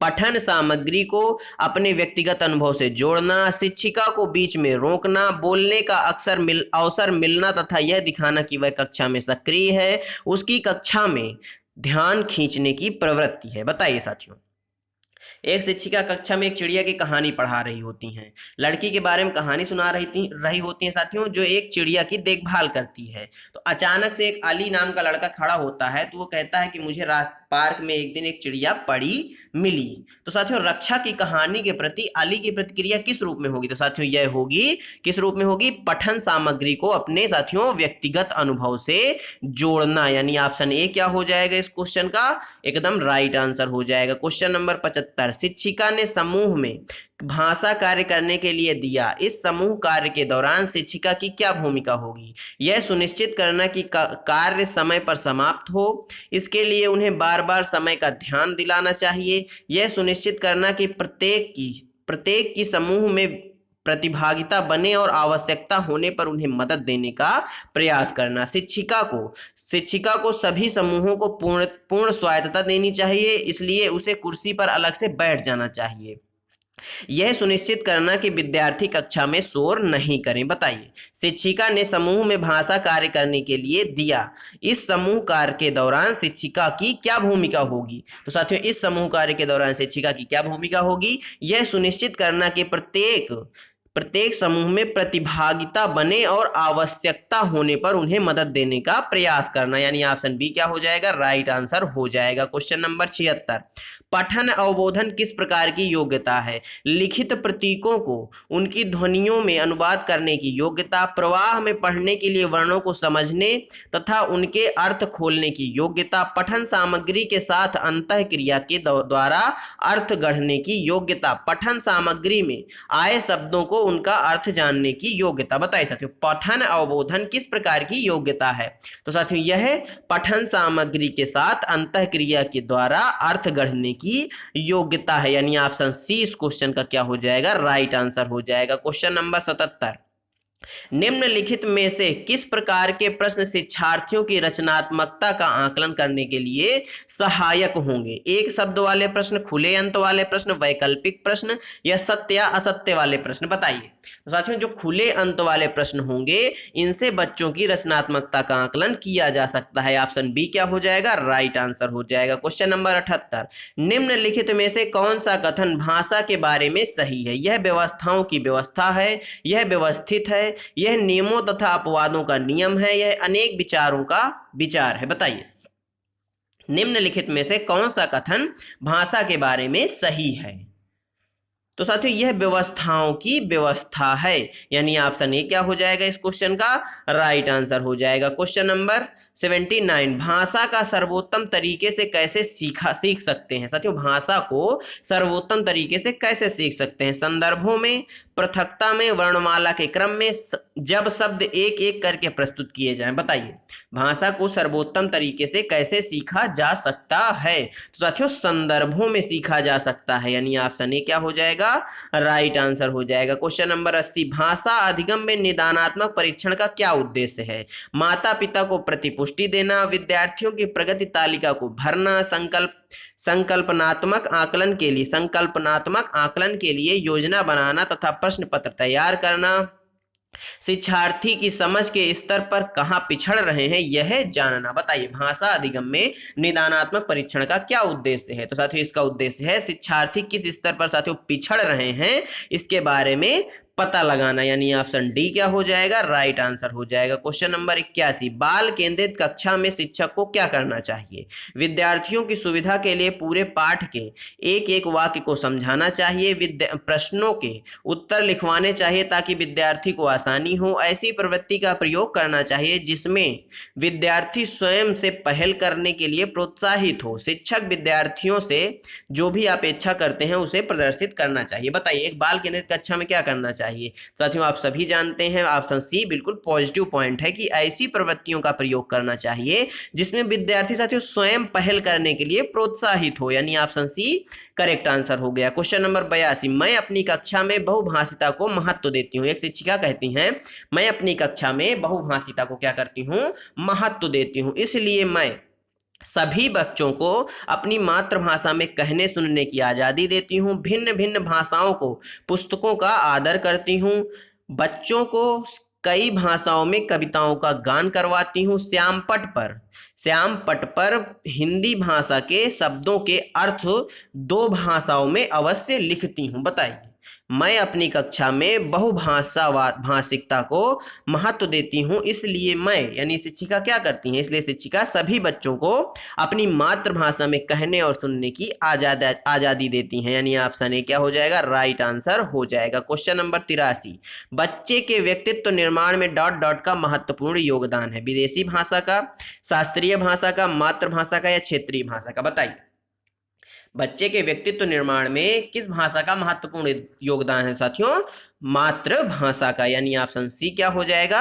एकदम राइट आंसर हो जाएगा। क्वेश्चन नंबर 84 शब्द दीवार लिखित या मुद्रित शब्दों का समूह है जो बड़े आकार में होते हैं और कक्षा की दीवार पर इस तरह लगाए जाते हैं कि वे दिखाई पड़े। इस शब्द दीवार के माध्यम से साक्षरता की कौन सी अवधारणाएं या कौशल नहीं सिखाए जा सकते? वर्तनी की आकृति के प्रति जागरूकता, कठिन शब्दों का उच्चारण, ध्वनि के नियमों को समझकर पढ़ना, मूल शब्दों की समझ। बताइए, शब्द दीवार लिखित या मुद्रित शब्दों का समूह है जो बड़े आकार में होते हैं और कक्षा की दीवार पर इस तरह लगाए जाते हैं कि वे दिखाई पड़े। इस शब्द दीवार के माध्यम से साक्षरता की कौन सी अवधारणाएं या कौशल नहीं सिखाए जा सकते? साथियों, निगेटिव पूछा है, तो कौन से नहीं सिखाए जा सकते साथियों? कठिन शब्दों के उच्चारण, यानी ऑप्शन बी क्या हो जाएगा इस क्वेश्चन का? राइट आंसर हो जाएगा। क्वेश्चन नंबर साथियों 85 विद्यार्थियों की दृश्यात्मकता सिखाने के लिए, साथियों विद्यार्थियों को दृश्यात्मकता सिखाने के लिए कौन सा सर्वाधिक उपयुक्त है? यह कहानी किस दशा में घटित हुई होगी? पाठ्य सामग्री में बने चित्रों को देखो और बताओ कि आप क्या देख पा रहे हैं। लेखक ने कुत्ते के चरित्र का वर्णन किस प्रकार किया? कल्पना करें, आप अंतिम दृश्य का कोई विकल्प लिखें। बताइए, विद्यार्थियों को दृश्यात्मकता सिखाने के लिए कौन सा साथियों सर्वाधिक उपयुक्त है? तो यह कहानी किस दशा में घटित हुई, यह सर्वाधिक उपयुक्त है। ऑप्शन ए क्या हो जाएगा इस क्वेश्चन का? राइट आंसर हो जाएगा। क्वेश्चन नंबर 86 विद्यार्थियों को पूर्व सर्ग सिखाने के लिए निम्नलिखित में से कौन सी निगमन विधि है? पूर्व सर्ग, यानी साथियों ने, पर, ऊपर के प्रयोग के नियम बताना और उदाहरण देना, पूर्व सर्गों के बहुत से उदाहरण देना और विद्यार्थियों को नियम बनाने के लिए कहना, एक गद्य खंड पढ़ाते समय पूर्व सर्गों के प्रयोग के नियम बताना, वाक्य देना, विद्यार्थियों के इन नियमों में उन शब्दों की पहचान करने के लिए कहना जो संज्ञा, सर्वनाम, क्रिया या विशेषण नहीं है। बताइए साथियों, साथियों इस क्वेश्चन का सही आंसर हो जाएगा पूर्व सर्ग जो होते हैं ने पर ऊपर के प्रयोग के नियम बताना और उदाहरण देना, यानी ऑप्शन ए राइट आंसर हो जाएगा। क्वेश्चन नंबर 87, भारत में सभी बच्चे आदर्श स्थिति में अपनी विद्यालय शिक्षा मातृभाषा घर की भाषा में शुरू करते हैं और माध्यमिक स्तर पर दो या दो से अधिक भाषाएं जोड़ते जाते हैं। शिक्षा में भाषा की युक्ति किस रूप में जानी जाती है? मातृभाषा पर आधारित बहुभाषावाद, भाषा शिक्षा नीति, कार्यालयी शिक्षा नीति या शिक्षा के लिए बहुभाषावाद नीति, बताइए। साथियों भारत में सभी बच्चे आदर्श स्थिति में अपना विद्यालय साथियों विद्यालय की जो शिक्षा है मातृभाषा घर की भाषा में शुरू करते हैं और माध्यमिक स्तर पर दो या दो से अधिक भाषाएं जोड़ते हैं। तो साथियों यह क्या कहलाता है? मातृभाषा पर आधारित बहुभाषावाद कहलाता है। Option A right answer. Question number 88, किसी जटिल कथानक की संरचना को समझने के लिए कौन सा ऑनलाइन उपकरण विद्यार्थियों की सबसे अधिक मदद करेगा? जटिल शब्दों को सरल शब्दों में बदलकर की गई कोई रिकॉर्डिंग, किसी एक पाठ्य सामग्री को पठन के भिन्न भिन्न स्तरों के अनुसार बदलकर पठन सामग्री तैयार करना, एक ऐसा मानस मानचित्र यानी माइंड मैपिंग कार्यक्रम जिसमें विचारों को अलग अलग घटकों में प्रस्तुत किया गया हो, ऐसा खेल जिसमें पठन और प्रश्नों के उत्तर देने के लिए सिक्कों का पुरस्कार दिया जाए। बताइए साथियों इस क्वेश्चन का सही आंसर। साथियों इसका आंसर क्या हो जाएगा? एक ऐसा मानस चित्रण यानी माइंड मैपिंग कार्यक्रम जिसमें विचारों को अलग अलग घटकों में प्रस्तुत किया गया हो। ऑप्शन सी क्या हो जाएगा इस क्वेश्चन का राइट आंसर। क्वेश्चन नंबर 89, निम्नलिखित में से किस शिक्षण शास्त्र का अर्थ है कि बच्चों के अनुभवों, उनकी बात तथा उनकी सक्रिय भागीदारी को प्रमुखता देनी? इस प्रकार के शिक्षण शास्त्र के लिए बच्चों के मनोवैज्ञानिक विकास तथा रुचियों को ध्यान में रखकर अधिगम की योजना बनानी चाहिए। शिक्षार्थी, बाल केंद्रित, शिक्षक केंद्रित या विस्तारवादी? बताइए निम्नलिखित में से किस शिक्षण शास्त्र का अर्थ है कि बच्चों के अनुभवों, उनकी बातों तथा उनकी सक्रिय भागीदारी को प्रमुखता देनी चाहिए? तो अर्थात साथियों यह बाल केंद्रित होगा। ऑप्शन बी क्या हो जाएगा? राइट आंसर हो जाएगा। क्वेश्चन नंबर 90, समालोचनात्मक शिक्षण शास्त्र दृढ़ता से किस बात में विश्वास करता है? बच्चे विद्यालय के बाहर जो कुछ भी सीखते हैं वह अप्रासंगिक है, शिक्षार्थियों के अनुभव तथा दृष्टिकोण महत्वपूर्ण है, शिक्षक को सदैव कक्षा निर्देशों में आगे रहना चाहिए, शिक्षार्थियों को स्वतंत्र रूप से तर्क करने की आवश्यकता नहीं है? बताइए। तो साथियों इस क्वेश्चन का सही आंसर हो जाएगा शिक्षार्थियों के अनुभवों और दृष्टिकोण को महत्व देना। ऑप्शन बी राइट आंसर हो जाए। साथियों हिंदी पेडागोजी के भी क्वेश्चन समाप्त होते हैं। साथियों अब हम देखेंगे मॉडल पेपर 4 के अंतर्गत मैथ पेडागोजी यानी साथियों गणित शिक्षा शास्त्र के 30 महत्वपूर्ण क्वेश्चन। साथियों क्वेश्चन नंबर 91, गणित के शिक्षक ने निम्नलिखित 4 प्रश्नों को सामने रखा, इनमें से कौन सा प्रश्न मुक्त उत्तर वाला प्रश्न है? यदि दो संख्याओं का योग 15 है और उनमें से एक संख्या 7 है तो दूसरी संख्या क्या होगी? यदि अनिल की आयु 7 वर्ष है और उसके पिताजी की आयु उसकी आयु से 5 गुना है तो पिताजी की आयु कितनी होगी? यदि दो संख्याओं का योग 17 है तो वे संख्याएं क्या हैं? 17 में क्या जोड़ा जाए कि उत्तर 23 आए? बताइए साथियों मुक्त उत्तर वाला प्रश्न कौन सा है? साथियों मुक्त उत्तर वाला प्रश्न वह होता है जिसमें साथियों फिक्स नहीं होता कि किन दो संख्याओं का योग 17 होगा या साथियों किन दो संख्याओं का योग 17 नहीं होगा। मतलब साथियों आप इसको इस तरह समझिए, मान लीजिए आपसे कहा गया कि 15 दो संख्याएं ऐसी बताइए जिनका योग 15 है, तो साथियों आप इसको 9 + 6 भी बता सकते हैं, 10 + 5 भी बता सकते हैं। अर्थात साथियों इसमें फिक्स नहीं होता कि यही संख्याएं होंगी। अर्थात साथियों ये मुक्त उत्तर वाले प्रश्न होते हैं। अर्थात साथियों ऑप्शन सी इस क्वेश्चन का क्या हो जाएगा?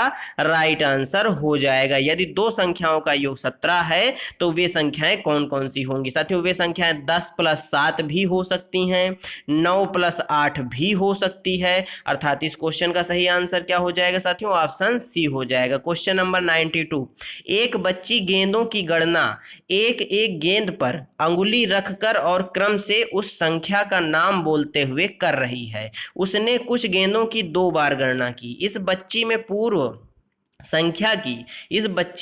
संख्या की किस अवधारणा को अभी और मजबूत करना है?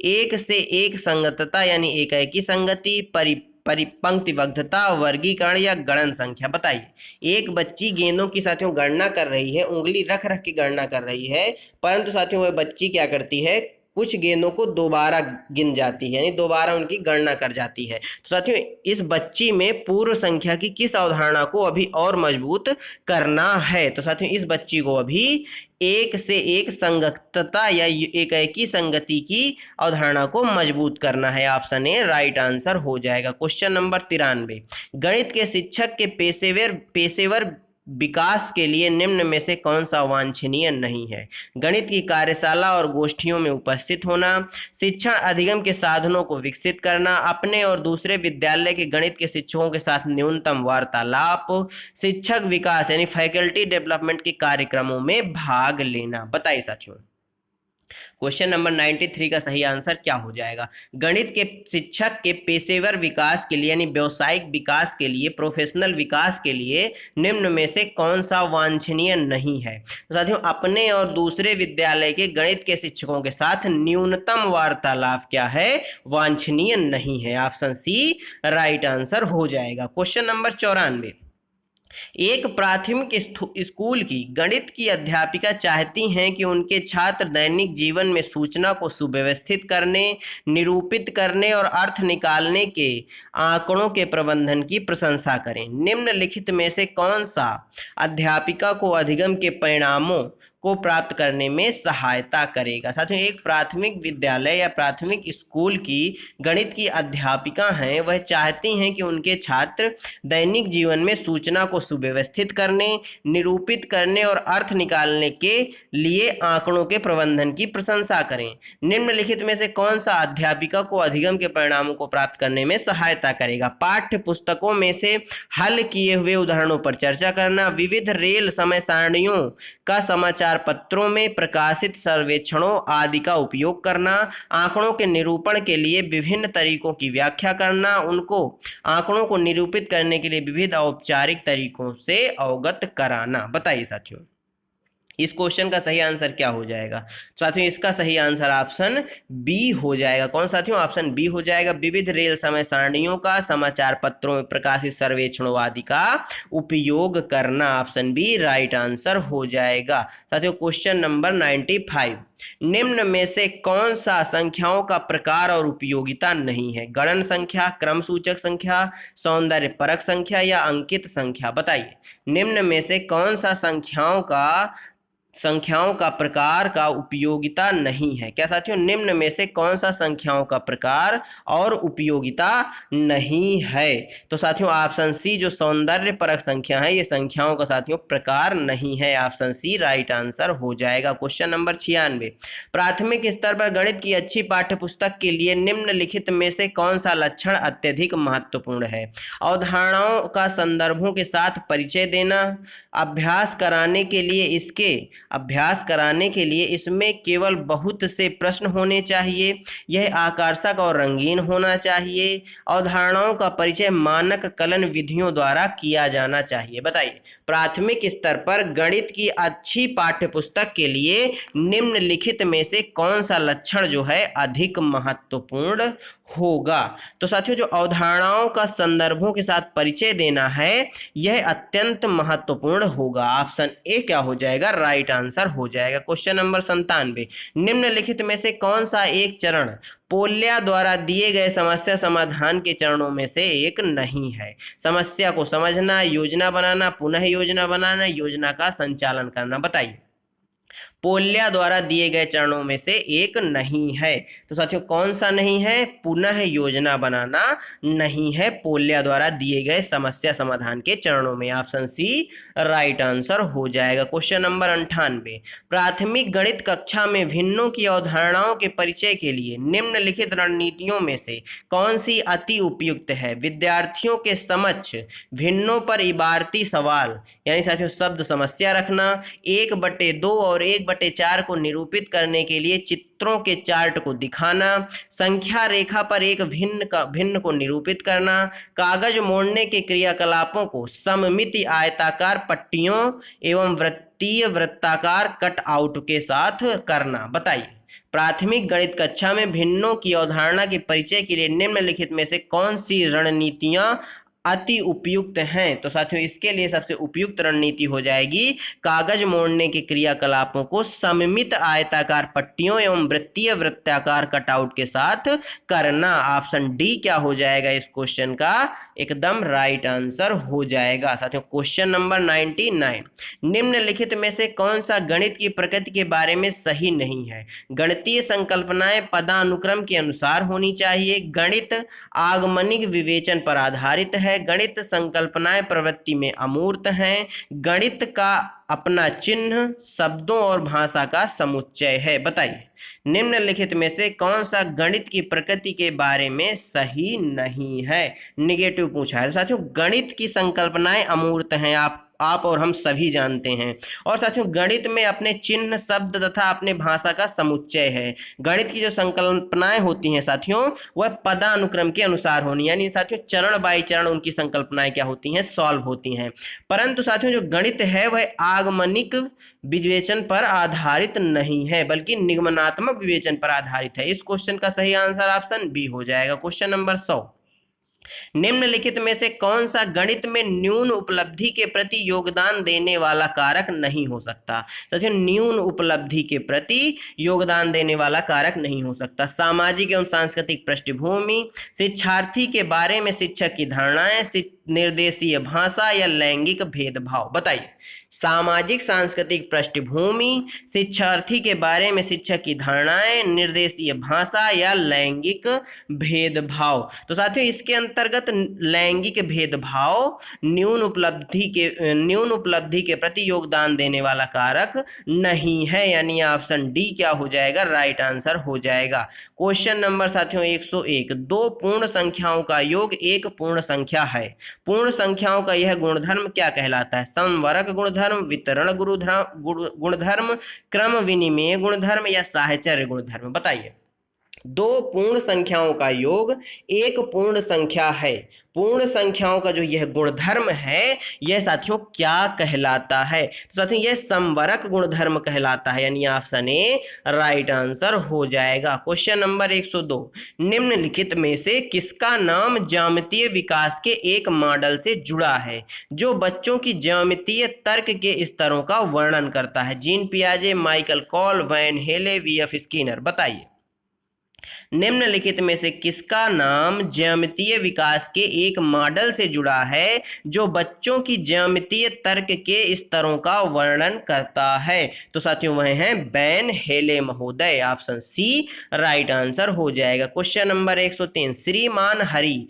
अपनी कक्षा में भिन्न प्रकार की रंगोली के चित्र, प्रिंटेड दुपट्टे लेकर आए। गणित में निम्नलिखित में से किस या किन विषयों को पढ़ाने के लिए यह सर्वाधिक उपयुक्त साधन हो सकता है? गुणज और गुणनखंड और गुणज, आकृति और पैटर्न, भिन्न या स्थानीय मान। साथियों हरि महोदय क्या लेकर आए हैं? भिन्न प्रकार की रंगोली और चित्र, अर्थात साथियों विभिन्न प्रकार की आकृतियां और पैटर्न लेकर आए हैं, यानी ऑप्शन बी इस क्वेश्चन का आकृति और पैटर्न राइट आंसर हो जाएगा। क्वेश्चन नंबर 104, सिमुलेशन सॉफ्टवेयर का उपयोग करके निम्नलिखित में से किसको सबसे बेहतर तरीके से पढ़ाया जा सकता है? किसका उपयोग करके साथियों? सिमुलेशन सॉफ्टवेयर का उपयोग करके। विभिन्न विमाओं वाले आयतों की लंबाई मापना, 5 के गुणज पता करने के लिए सप्लाव गणना जिसे स्किप काउंटिंग बोला जाता है, एक ही परिमाप वाले विभिन्न आकार ढूंढना, विभिन्न संख्याओं का स्थानीय मान और अंकित मूल्य ज्ञात करना। बताइए साथियों सिमुलेशन सॉफ्टवेयर का उपयोग करके निम्नलिखित में से किसको सबसे बेहतर तरीके से पढ़ाया जा सकता है? साथियों किसको पढ़ाया जा सकता है? एक ही माप वाले विभिन्न आकार को ढूंढना, यानी ऑप्शन सी क्या हो जाएगा, राइट आंसर हो जाएगा। क्वेश्चन नंबर 105, निम्नलिखित में से गणित में कौन सी प्रक्रिया न्यूनतम उपयुक्त है? अन्वेषण, सूत्रीकरण, प्रक्रियात्मक प्रवाह, अनुमानों की रचना करना। बताइए निम्नलिखित में से गणित में कौन सी प्रक्रिया न्यूनतम उपयुक्त प्रक्रिया है, यानी सबसे कम उपयोगी प्रक्रिया कौन सी हो जाएगी। साथियों अन्वेषण तो किया जाता है, सूत्रीकरण भी किया जाता है, अनुमानों की रचना भी की जाती है, साथियों कल्पना भी की जाती है। इस क्वेश्चन का जो सही आंसर हो जाएगा अब आप हमें कमेंट बॉक्स में बताएंगे। क्वेश्चन नंबर 106, निम्नलिखित में से गणित में कौन से अधिगम प्रतिफल एनसीईआरटी की अनुशंसाओं के अनुसार कक्षा 11 के अधिगमकर्ताओं से अपेक्षित नहीं किए जा सकते। निम्नलिखित में से गणित में कौन सी अधिगम प्रतिफल एनसीईआरटी के अनुसार अनुशंसा के अनुसार कक्षा 11 के अधिगमकर्ताओं से अपेक्षित नहीं किए जा सकते। बीता से एक टेबल की लंबाई मापना, दर्शाना कि 2 गुणे 3 3 गुणे 5 3 गुणे 2 के बराबर है, 1/4 प्लस 3/4 को हल करना, आकृतियों से बने हुए प्रतिमान या पैटर्न को पूरा करना। बताइए कक्षा 11 के अधिगमकर्ताओं से अपेक्षित नहीं किए जा सकते। क्वेश्चन नंबर 106 का जो सही आंसर हो जाएगा वह हो जाएगा 1/4 प्लस 3/4 को हल करना। ऑप्शन सी राइट आंसर हो जाएगा। क्वेश्चन नंबर साथियों 107, निम्नलिखित गतिविधियों में से कौन सी प्राथमिक स्तर के निम्नलिखित गतिविधियों में से कौन सी प्राथमिक स्तर के अधिगमकर्ताओं में दिक् स्थान संबंधी समझ के विकास के लिए अति उपयुक्त है। संख्या रेखा पर संख्याओं को निरूपित करना, उनके घरों के कक्षों के सापेक्ष आकार और स्थितियों को दर्शाते हुए मानचित्र रेखांकित करना, एक मानचित्र पर 2 शहर के बीच की दूरी मापना, ज्यामितीय आकृतियों के नामों को पुनः स्मरण करना। बताइए निम्नलिखित गतिविधियों में से कौन सी प्राथमिक स्तर के अधिगमकर्ताओं में दिक् स्थान संबंधी समझ के विकास के लिए उपयुक्त होंगी। साथियों उनके घरों के कक्षों के सापेक्ष आकारों और स्थितियों को दर्शाते हुए मानचित्र रेखांकित करना, यानी ऑप्शन बी क्या हो जाएगा इस क्वेश्चन का एकदम राइट आंसर हो जाएगा। साथियों क्वेश्चन नंबर 108, सिमुलेशन सॉफ्टवेयर का उपयोग करते हुए निम्नलिखित में से क्या सबसे अच्छी तरह से सिखाया जा सकता है। विभिन्न संख्याओं का स्थानीय मान और अंकित मान, अलग अलग विमाओं वाले आयतों की लंबाई, विभिन्न वस्तुओं के वजन की तुलना, दर्शाना कि किसी श्रृंखला में तीसरी आकृति को बदलने के लिए किस प्रकार 10वीं आकृति भी बदल जाती है। बताइए सिमुलेशन सॉफ्टवेयर के संबंध में सही आंसर क्या हो जाएगा। साथियों इसका सही आंसर ऑप्शन डी हो जाएगा कि दर्शाना कि किसी श्रृंखला में तीसरी आकृति को बदलने से किस प्रकार 10वीं आकृति भी बदल जाती है। Option D right answer. Question number 109, एक बच्चा वर्ग और आयत में अंतर नहीं कर पा रहा। क्या साथियों एक बच्चा वर्ग और आयत में अंतर नहीं कर पा रहा, वह दोनों को एक ही श्रेणी में निर्धारित करता है। वैन हीले के ज्यामितीय तर्क के सिद्धांत के अनुसार छात्र किस चरण में है, अभिग्रहित स्तर, विश्लेषण स्तर, निगमन स्तर या दृश्यीकरण स्तर। बताइए एक बच्चा साथियों वर्ग और आयत में अंतर नहीं कर पा रहा। साथियों वर्ग क्या होता है जिसकी चारों भुजाएं बराबर होती हैं, आयत क्या होता है जिसकी साथियों आमने सामने की भुजाएं बराबर होती हैं। साथियों बच्चा इसमें अंतर नहीं कर पा रहा था, साथियों वह दृश्यीकरण के स्तर पर है। ऑप्शन डी क्या हो जाएगा राइट आंसर हो जाएगा। क्वेश्चन नंबर 110, निम्न में से क्या योगात्मक मूल्यांकन की विशेषता नहीं है। यह सत्र अंत में होने वाली परीक्षा है, इसका उपयोग श्रेणीकरण, कक्षोन्नति और स्थापन में होता है, यह छात्रों के सामर्थ्य और कमजोरियों का निदान करने पर केंद्रित है, यह उत्पादन अनुकूलन है ना कि प्रक्रिया अनुकूलन। बताइए निम्नलिखित में से क्या योगात्मक मूल्यांकन के संबंध में सही कथन नहीं है या योगात्मक मूल्यांकन की विशेषता नहीं है। तो साथियों योगात्मक मूल्यांकन सत्र के अंत में होता है, यह बिल्कुल सही बात है। इसका उपयोग साथियों श्रेणीकरण बिल्कुल किया जाता है। साथियों जब वार्षिक परीक्षा हो जाती है तब रिजल्ट आता है तो उसमें फर्स्ट श्रेणी कौन है, सेकंड श्रेणी कौन है, थर्ड श्रेणी कौन है, इन सभी का श्रेणीकरण होता है। कक्षोन्नति यानी आगे की कक्षा में भी भेजा जाता है, यह छात्रों के सामर्थ्य और कमजोरियों का निदान करने पर केंद्रित है। यह बिल्कुल गलत बात है योगात्मक मूल्यांकन के संबंध में।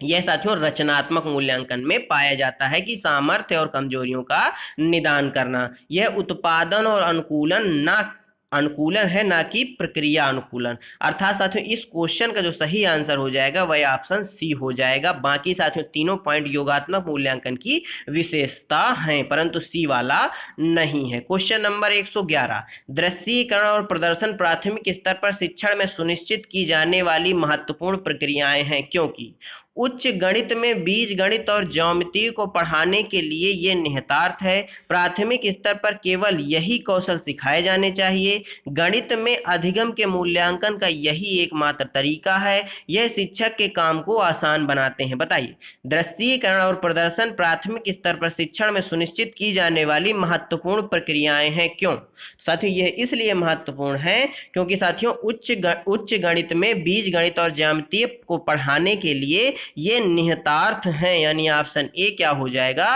राइट आंसर हो जाएगा। क्वेश्चन नंबर साथियों 112, गणित के शिक्षण अधिगम में निम्नलिखित में से कौन सा लक्षण रचनात्मक प्रक्रिया का नहीं है? कक्षा प्रारंभ करते समय विद्यार्थियों की प्रारंभिक समझ का आकलन करना, अंतर्दर्शी हलों को प्रोत्साहित करना, संज्ञानात्मक संघर्ष के लिए अवसर प्रदान करना, समस्या समाधान के लिए निर्धारित तरीका अपनाने को प्रोत्साहन देना। बताइए साथियों, गणित के शिक्षण अधिगम में निम्नलिखित में से कौन सा लक्षण रचनात्मक प्रक्रिया का नहीं है? रचनात्मक प्रक्रिया का साथियों कौन सा लक्षण नहीं है? समस्या समाधान के लिए निर्धारित तरीके को अपनाना, यानी साथियों किसी एक ही निर्धारित तरीके को अपनाना यह रचनात्मक प्रक्रिया का हिस्सा नहीं है। ऑप्शन डी क्या हो जाएगा इस क्वेश्चन का? एकदम राइट आंसर हो जाएगा। साथियों क्वेश्चन नंबर 113, 3 गुणे 5 के गुणन का परिचय देने के लिए निम्नलिखित में से कौन सी विधि अति उत्तम है? कुछ वस्तुओं से 3 गुणे 5 के आयताकार व्यूह की रचना का निर्माण करना, उत्तर को पाने के लिए 3 और 5 के पहाड़ों की कविता पाठ कराना, परिकलक कैलकुलेटर की सहायता से उत्तर ज्ञात करना, संप्लाव गणना यानी स्किप काउंटिंग का अभ्यास करना। बताइए, 3 गुणे 5 के गुणन का परिचय देने के लिए निम्नलिखित में से कौन सी विधि अति उत्तम होगी? बताइए। तो साथियों कुछ वस्तुओं के 3 गुणे 5 के आयताकार व्यूह की रचना का निर्माण करना, यानी ऑप्शन ए इस क्वेश्चन का राइट आंसर हो जाएगा। क्वेश्चन नंबर 114, सममिति की अवधारणा का परिचय देने के लिए निम्नलिखित में से सर्वाधिक उपयुक्त कार्यनीति कौन सी है? बच्चों को पेपर मोड़ने वाले क्रियाकलाप कराए जाएं, अवधारणा को स्पष्ट परिभाषा दी जाए, बच्चों को वाद विवाद में सम्मिलित किया जाए, बच्चों को वर्गों और आयतों के निरीक्षण के लिए प्रोत्साहित किया जाए। बताइए, सममिति की अवधारणा का परिचय देने के लिए निम्नलिखित में से सर्वाधिक उपयुक्त कार्यनीति कौन सी है? तो साथियों बच्चों को पेपर मोड़ने वाले क्रियाकलाप कराए जाएं, यह सर्वाधिक उपयुक्त रणनीति है। ऑप्शन ए राइट आंसर हो जाएगा। क्वेश्चन नंबर 115, कक्षा में छात्रों को 35 लिखने के लिए कहा गया तो कुछ ने साथियों 305 लिखा। अध्यापक के रूप में आप इसको कैसे संबोधित करेंगे? यह बताकर कि यह गलत है और उन्हें सही उत्तर प्राप्त करने के लिए कहेंगे। श्याम पट पर सही उत्तर लिखकर, उनको अपनी कॉपी में 10 बार सही उत्तर लिखने के लिए कहकर, उन्हें मूर्त पदार्थों के विनिमय नियम समझाकर। बताइए, कक्षा के छात्रों को 35 यानी 35 लिखने के लिए कहा गया तो कुछ ने 305 लिखा। अध्यापक के रूप में आप इसको कैसे संबोधित करेंगे? साथियों उन्हें मूर्त पदार्थों से विनिमय नियम समझाकर करेंगे। ऑप्शन डी राइट आंसर हो जाएगा। क्वेश्चन नंबर साथियों 116, निम्नलिखित में से क्या विद्यार्थियों में त्रिविमी दिक् स्थान समझ को विकसित करने के लिए संभवतः उपयुक्त नहीं है? भारत के मानचित्र को निम्न विभिन्न शहरों के बीच दूरी का परिकलन करना, इसकी कल्पना करना कि दी हुई रेखाओं पर मोड़ने से एक कागज का टुकड़ा कैसा दिखेगा, निर्देश देना कि वे विद्यालय से घर कैसे जा सकते हैं, पेंसिल के ऊपर दृश्य या पार्श्व दृश्य से सुमेलन करना। बताइए, क्वेश्चन नंबर 116 का सही आंसर क्या हो जाएगा? तो साथियों कौन सा उपयुक्त नहीं है? भारत के मानचित्र के विभिन्न शहरों के बीच की दूरी का परिकलन करना, यह साथियों त्रिविमी यानी साथियों 3D समझ को विकसित करने के लिए उपयुक्त नहीं है। ऑप्शन ए क्या हो जाएगा इस क्वेश्चन का राइट आंसर हो जाएगा। क्वेश्चन नंबर 117, प्राथमिक स्तर पर गणित के आकलन के विषय में निम्नलिखित में से क्या वांछनीय नहीं है? अवधारणाओं की समझ को आकलन पर महत्व दिया जाना चाहिए, एक विलक्षण परीक्षा प्रतिरूप का ही अनुकरण करना चाहिए, विद्यार्थियों के संदर्भ में प्रति आकलन को अति संवेदनशील होना चाहिए। यह आवश्यक है कि सभी बच्चों को उनकी गणितीय रुचि के अनुसार चुनौती दी जाए। बताइए, प्राथमिक स्तर पर गणित के आकलन के विषय में निम्नलिखित में से क्या वांछनीय नहीं नहीं है। तो साथियों एक विलक्षण परीक्षा प्रतियोगिता, क्या साथियों, एक विलक्षण परीक्षा प्रतिरूप का ही अनुकरण करना यह वांछनीय नहीं है। ऑप्शन बी राइट आंसर हो जाएगा। क्वेश्चन नंबर 118, गणित कक्षा में पढ़ाते समय राधा ने बच्चों को निम्नलिखित संदर्भ द्वारा अवधारणा का परिचय दिया। कार में 4 बच्चे थे, फिर एक बच्चा बाहर निकला, अब कार में 3 बच्चे हैं। उपयुक्त संदर्भ में निम्नलिखित में से कौन सा कथन सही है?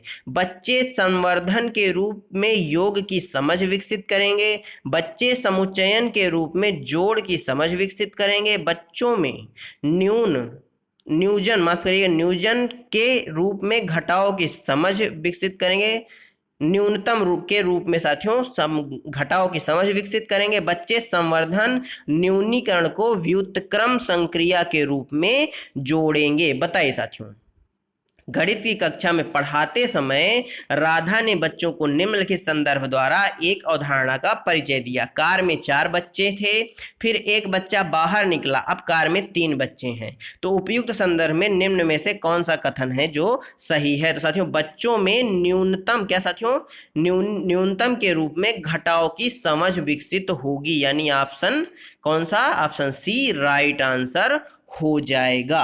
साथियों क्वेश्चन नंबर 119, अनीस ने अपने छात्रों को विभिन्न ज्यामितीय आकृतियों को वर्गीकृत करने के लिए एक समूह परियोजना दी। इस परियोजना में विद्यार्थियों के प्रदर्शन का आकलन करने के लिए निम्नलिखित में से कौन सी आकलन तकनीकी सबसे उपयुक्त होगी? Rubric, paper pencil test, checklist या संकल्पना मानचित्र? बताइए। अनीस ने अपने छात्रों को विभिन्न ज्यामितीय आकृतियों को वर्गीकृत करने के लिए एक समूह परियोजना दी। इस परियोजना में विद्यार्थियों के प्रदर्शन का आकलन करने के लिए निम्नलिखित में से कौन सी आकलन तकनीकी सबसे उपयुक्त होगी? तो साथियों रूब्रिक तकनीकी सबसे उपयुक्त होगी। ऑप्शन ए राइट आंसर हो जाएगा। क्वेश्चन नंबर 120, एक गणित के अध्यापक ने विद्यार्थियों से एक टैनग्राम में दिए गए सभी आयतों को पहचानने के लिए कहा। उपयुक्त क्रियाकलाप विद्यार्थियों का वैन हेले के अनुसार दिए गए ज्यामितीय तर्क के किस स्तर का आकलन करने के लिए उपयुक्त है? साथियों एक गणित के अध्यापक हैं, उन्हें साथियों टैनग्राम में दिए आयतों की पहचान करने के लिए कहा। किससे कहा? अपने विद्यार्थियों से कहा। साथियों इस क्रियाकलाप के अनुसार विद्यार्थी जो है वैन हेले के ज्यामितीय तर्क के किस स्तर पर आकलन करने के लिए उपयुक्त हैं? दृश्यीकरण, स्वयं सिद्धि, विभिन्न आकृतियों के परस्पर संबंध स्थापित करना, आकृतियों को पहचानना या आकृतियों की पहचान करना। तो साथियों इस समय जो विद्यार्थी हैं वह साथियों वैन हेले के आकृतियों को पहचानने के किस स्तर पर हैं, यानी ऑप्शन डी क्या हो जाएगा इस क्वेश्चन का राइट आंसर हो जाएगा। साथियों धन्यवाद आप सभी का हमारे साथ जुड़े रहने के लिए। साथियों मॉडल पेपर नंबर 4 आपको कैसा लगा और साथियों आज के क्वेश्चन आपको कैसे लगे हमें कमेंट बॉक्स में ज़रूर बताइएगा। साथियों यदि क्वेश्चन अच्छी लगे हों तो वीडियो को लाइक कर दीजिएगा, अपने दोस्तों के साथ शेयर कर दीजिएगा। साथियों यदि आप हमारे चैनल पर नए हैं तो चैनल को सब्सक्राइब भी कर लीजिएगा और साथ में बनी बेल आइकन को जरूर दबा लीजिएगा ताकि जब भी हम अगला वीडियो अपलोड करें आप तक नोटिफिकेशन तुरंत पहुँच जाए। साथियों यहाँ पर आपको ऐसे ही वीडियो मिलते रहेंगे। साथियों रख हौसला वो मंजर भी आएगा, प्यासे के पास चलकर समंदर भी आएगा, तू थक कर न बैठे मंजिल के मुसाफिर, तुझे मंजिल भी मिलेगी और मिलने का मजा भी आएगा। साथियों मिलते हैं आपसे अगले वीडियो में, तब तक के लिए जय हिंद, जय भारत। अपना और अपनों का ख्याल रखिए, सभी का सम्मान करिए। धन्यवाद साथियों।